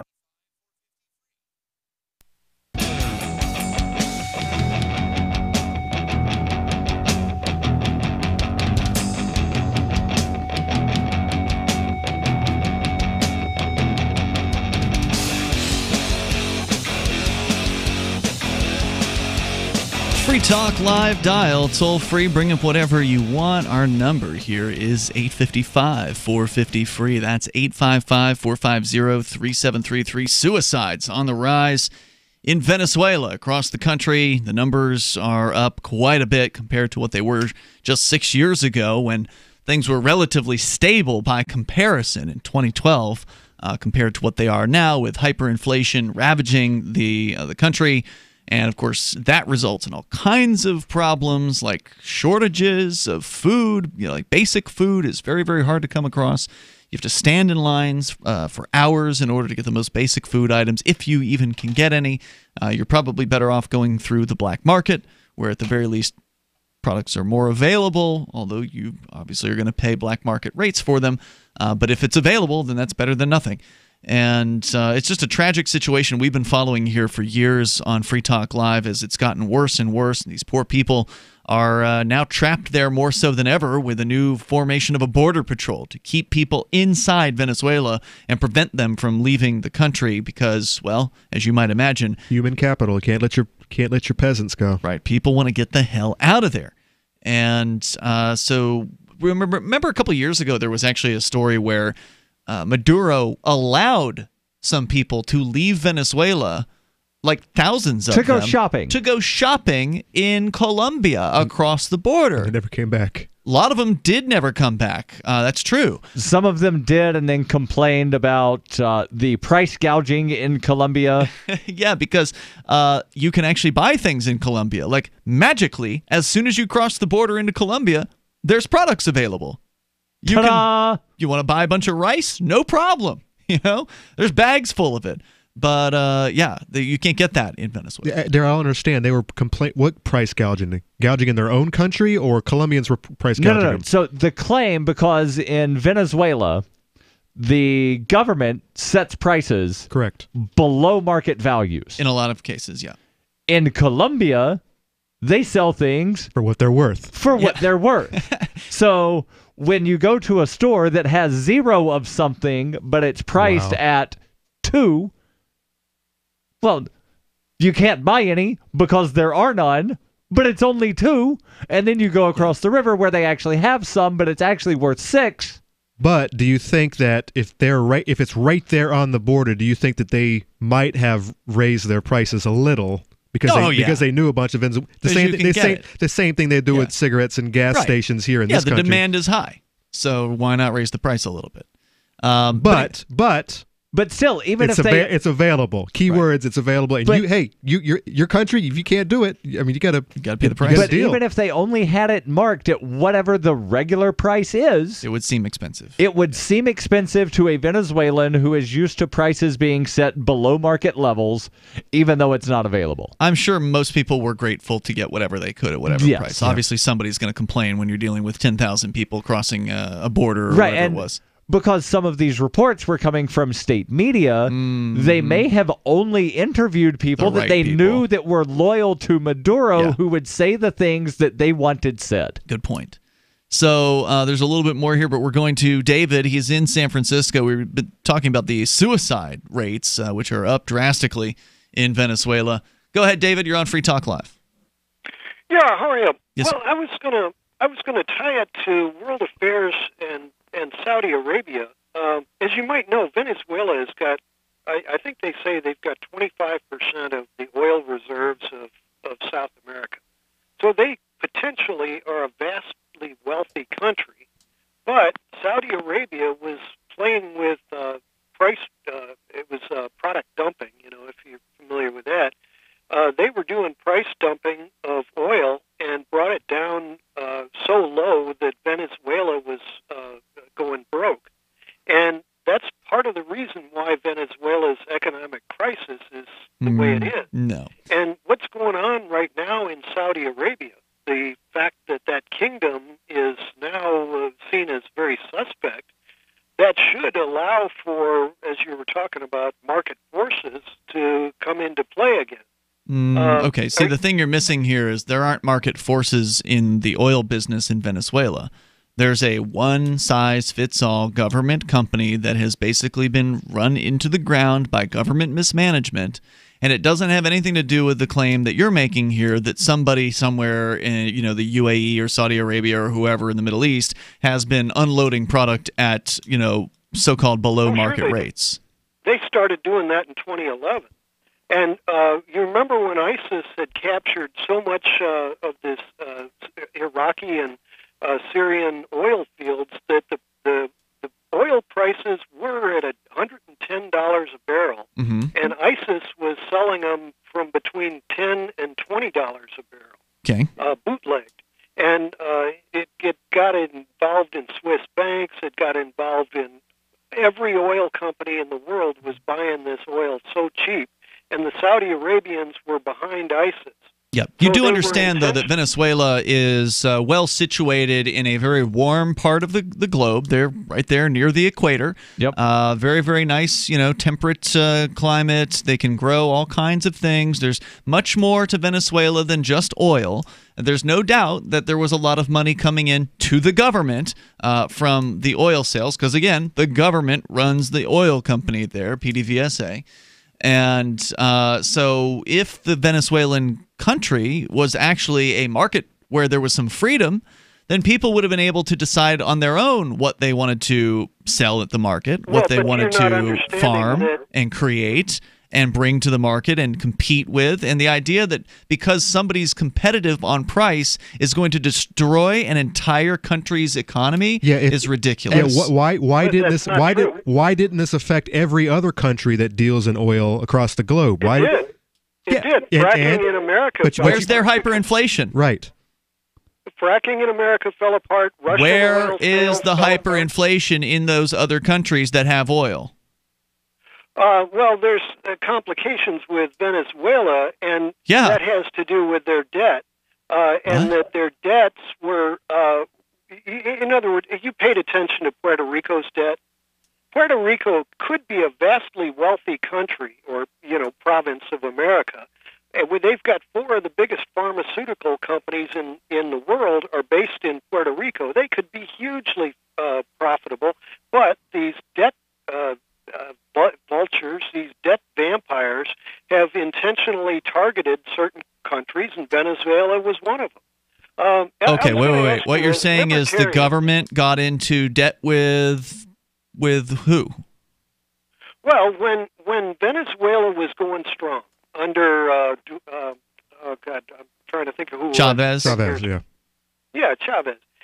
They were it was a government-owned oil company, right? It still is. Owned the oil. Right. The people owned the oil. No, sir. And so when the people do not own the oil. The government this is a fantasy. The This is a fantasy that you have, the idea that the people own the oil. If you own something, then you have control over it. And I'm telling you, if you show up to the port and decide to, in Venezuela, with a tanker that actually can hold oil and has been internationally certified, because the Venezuelan's oil company, PDVSA, has failed at international certification for their tankers. So if you were to show up with a tanker as a citizen of Venezuela and say, "Fill her up, boys. I got a good old tanker here, and I'm a citizen of Venezuela, and this is my oil." Not with that, I got not a with that 50-gallon accent. drum. Yeah. Not with that accent, guys. What do you think's going to happen, buddy? Tankers? Huh? Who decertified their tankers? Whatever Was that international. Mitch McConnell's wife? Huh? Was that Mitch McConnell's wife? No. You mean Elaine Chao? You know, she's the head of Department of Transportation. Right. It's all a United States conspiracy is why the Venezuelan government is a complete... That's what the Venezuelans say. Yeah, I mean, it's just the most ridiculous claim. Venezuela, which, by the way, has more oil in reserve than Saudi Arabia. Hey, I agree.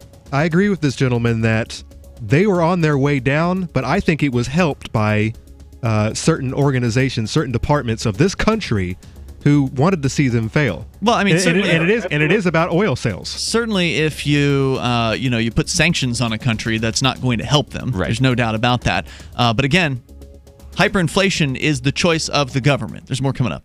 This November, I'm running the New York City Marathon as a member of Team Innocence Project because I'm a passionate supporter of their work. 2018 has been a banner year for the Innocence Project. Since January, 9 of their clients have walked free. innocent people who combined to serve more than 200 years in prison for crimes they did not commit. And because of the Innocence Project, the risk of being wrongfully convicted has been greatly reduced for millions of people. October 2nd is International Wrongful Conviction Day. It's an opportunity to draw attention to the countless innocent men and women who remain behind bars and the need to reform our broken criminal justice system to prevent wrongful convictions. At any given time, the Innocence Project represents 200 clients who need their help to prove their innocence. This year, the Innocence Project helped pass a first-in-the-nation prosecutorial oversight law in New York and eyewitness identification reforms in New Hampshire and Louisiana. You can help the Innocence Project by going to run.freetalklive.com. That's run.freetalklive.com.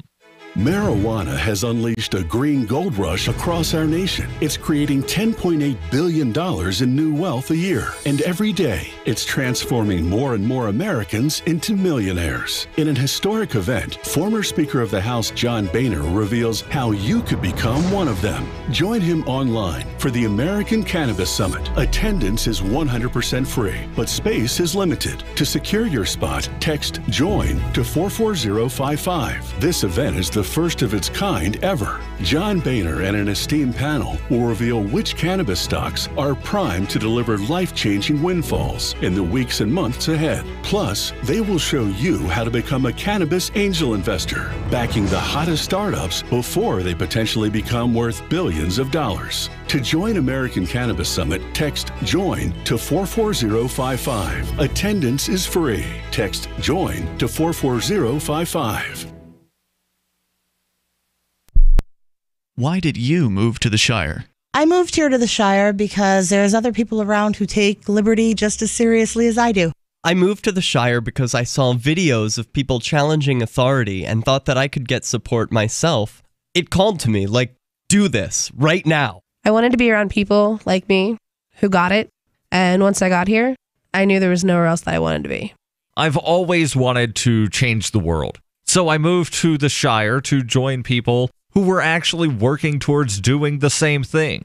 The people here are awesome, loving, and positive. It was for the adventure and for the feeling of something important is happening here, and I just wanted to come to sort of be part of that. Visit ShireSociety.com to read and sign the Shire Society Declaration and learn the reasons why, if you love liberty, you should immigrate to the Shire. Plus, connect with others via the forum at ShireSociety.com. That's ShireSociety.com.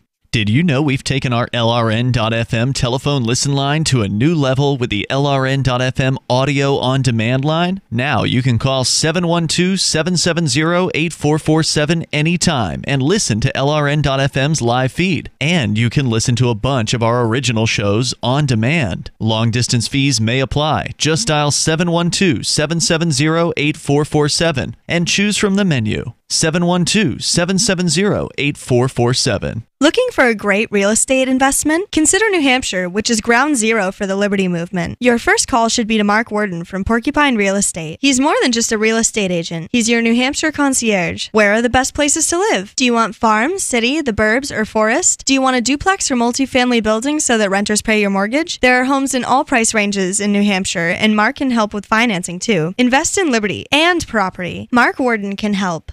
PorcupineRealEstate.com. Love what we do? Please help support our international satellite channels at patreon.lrn.fm. That's patreon.lrn.fm.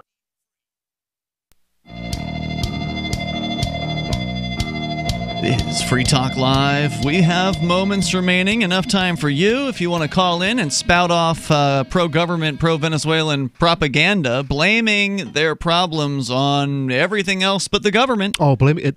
This week it's Saudi Arabia. They're doing everything bad these days. Well, that's what the caller was suggesting earlier, David in San Francisco, blaming Saudi Arabia for flooding the oil market and therefore destroying the economy in Venezuela. And I'm sorry, but a little bit of competition in an industry, even an important industry, is not enough or shouldn't be enough to completely sink an entire nation. The entire economy, correct. The Venezuelan economy and nation was sunk by the government's policies, by their policies of nationalizing industry. So they've taken over hundreds of companies in Venezuela and run them into the ground. by their policy of hyperinflation, of continually printing more and more currency in order to enrich the government and their buddies, which is what inflation does, is it benefits the military and corporate industrial complex and the government agencies over everybody else and steals wealth from the average people. Printing money endlessly to the point of hyperinflation, thereby ravaging the currencies, whatever value it had at one time. It no longer does. It's been so ravaged that they had to replace their currency in August this year, or they didn't have to, but they did replace their currency with a new version of the bolivar that knocked 5 zeros off of their currency. So, a 500,000 bolivar note became a 5 bolivar note. Yeah. And of course, the inflation continues. So they're continuing on with cranking out the printing presses and making even more of the so-called sovereign bolivar to debase it even further. Yeah, it's always interesting when you look back, when these whole countries, these whole nations fail. I'm thinking particularly of, history. And what the historians write, what was the cause? What was our sorrow? Why did these countries fail the way that they did? And it's never about mismanagement, government mismanagement. No, it's always blame someone else. It's always a scapegoat. It's always another government. Blame the United States. It's always the 1%, or it's always whatever. So right. the Black Plague. Right, and things were better under the predecessor to Maduro, right? So under Chavez, they were better, but that's not because Chavez was a great leader or anything like that. It's just they hadn't fallen yet. He just ruled during the golden time, the golden era. There was a good time when they were getting in a bunch of money because of the price of oil, and so they were rolling in dough because of that. But that was also the time at which they were nationalizing industries left and right. And so they set up these dominoes to fall, and then after Chavez died and Maduro came on, he inherited a mess, and he couldn't hold it together because he doesn't know anything about economics. He's a bus driver. That's what he did before he became Chavez's right-hand man. And so they just put this, bus driver in charge of the country, and not to say that anybody else would be better, because again, it was all set up to fail. So anyway, there's more to the story here about, in fact, you've actually got more. We were talking about suicides, but I know, Darryl, you wanted to talk about the blackouts a little bit more. Right, because you had mentioned the blackouts, and I was like, I hadn't heard about this. Let me see what I can find. I have more recent article on here. the suicides, though, first. So we were talking about the numbers where in the capital city alone this year, 786 suicides so far. By comparison, the entire nation had 788 suicides in 2012. So way more people killing themselves. Now, it's a chronic situation, said Caracas psychiatrist Minerva Calderon. She said a sensation of hopelessness takes over and people see there's no exit. Convite, an advocacy group for the elderly, said suicides among older Venezuelans rose 67% in the year 2017 from the previous year.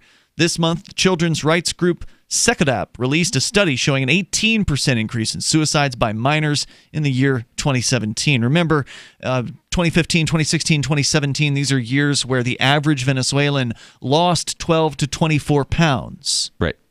More so the second year the third year than the first year. Merita's rates have long surpassed the national average. Officially, Corpsalud says the figures more than doubled to 9 per 100,000 in 2016. Over the previous year, last year's numbers are still being compiled, but analysts say the National Investigative Police who record the deaths are systematically underestimating reality. Gustavo Paez, who runs the Violence Observatory's Merita chapter, says no government benefits from revealing statistics that prove their country is one of the most violent in the world. Neither Merita's Investigative Police Division nor Venezuela's Interior Ministry, which oversees the force, responded to requests for interviews or official data. They are nestled in the mountains near the Colombian border, and psychiatrists say self-harm has always been elevated there in reaction to a conservative and closed culture. Others point to alcoholism and genetic traits made more prevalent due to intermarriage. The Maduro administration is making matters worse by denying the nation's collapse is even happening. The question for the one who's suffering becomes, am I the only one this is happening to? If the problem isn't the government, if it isn't the situation in the country, the problem is me. And if I die, it solves everything, Sandia said. Adriana Rangel, who's an accountant, said her father felt like a burden after a rare autoimmune disease ended his career in advertising. Jose Felix Rangel's days became never-ending hunts for medicine, and he spent sleepless nights in his Merida home playing guitar in the company of his dog Coco.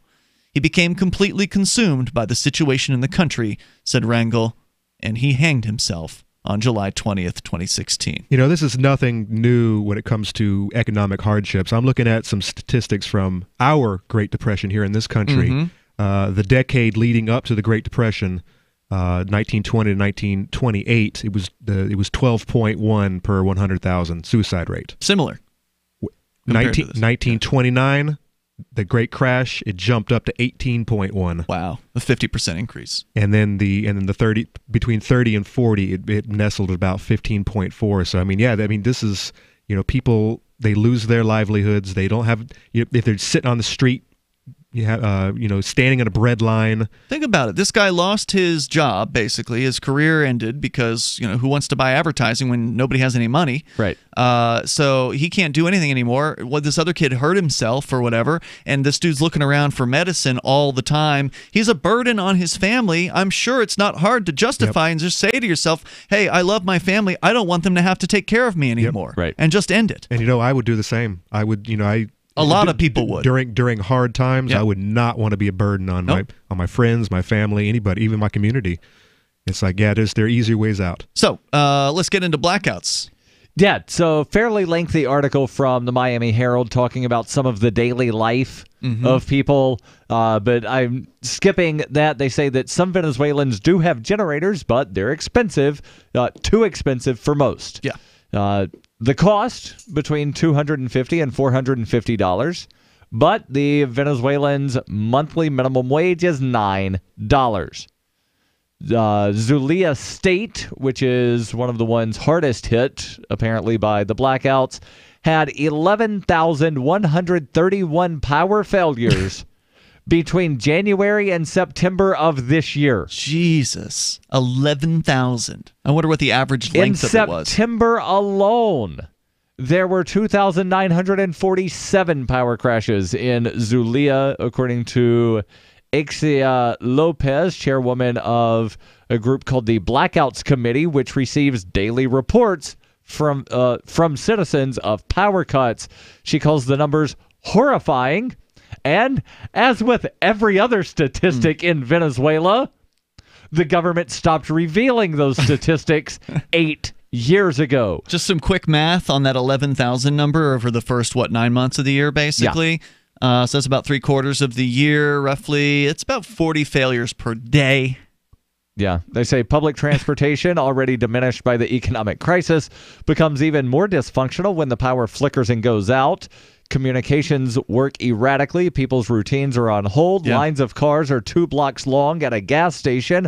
Commerce and education are paralyzed. So basically, you can't really do anything because the power keeps going out. And again, they're talking... This has got to be one of the challenges for the Dashers and the Bitcoiners who are down there trying to give the people of Venezuela an alternative currency that it's not subject to insane hyperinflation. If you don't have power, you don't have crypto. So that's one of the huge problems that they're going to have to overcome somehow. Omar Prieto, Zulia's governor and a supporter of Nicolas Maduro, declared earlier this month that the electric crisis in Zulia was over. But then a massive power failure in a substation in Carabobo left 11 Venezuelan states, including Zulia, without electricity for 12 to 18 hours on October 15th. The only way it could have been better is if it had happened during his speech. Yeah. I declare that cut. It's over. Yeah. They say that more than 80% of the power generation in Zulia isn't working. 80%. Yes. In just one state. Imagine 40 outages in one day. Imagine No, thank you. I mean, we get maybe one outage a year here or something like that. During a storm, Out of time tonight. Join us online in the meantime over at freetalklive.com. If you're in Venezuela, good luck. Get out. So the protection of life, liberty, and property is what the Free State Project is all about. But it's an effort to move 20,000 people who understand. It's about demonstrating to the entire country that, yeah, we can have a free market, a truly free market. Making it just a freer, great place to live. It's the world's largest voluntarist libertarian community, and it's only getting bigger. That's amazing, to be able to move to a place where other people passionately believe in being free and independent. What the Free State Project is managing to do, though, is to put their money where their mouth is. It's physically getting up across the country and saying, let's go someplace and let's demonstrate the power of these ideas. There's a lot of kind of philosophy that surrounds liberty. There's a lot of thinking about it and talking about it. But here in New Hampshire, people are doing it. 101 Reasons Liberty Lives in New Hampshire, a documentary by Free State Project early movers. Watch it free at 101reasonsfilm.com. 101reasonsfilm.com. Are you tired of governments murdering people around the world? Stop using their money.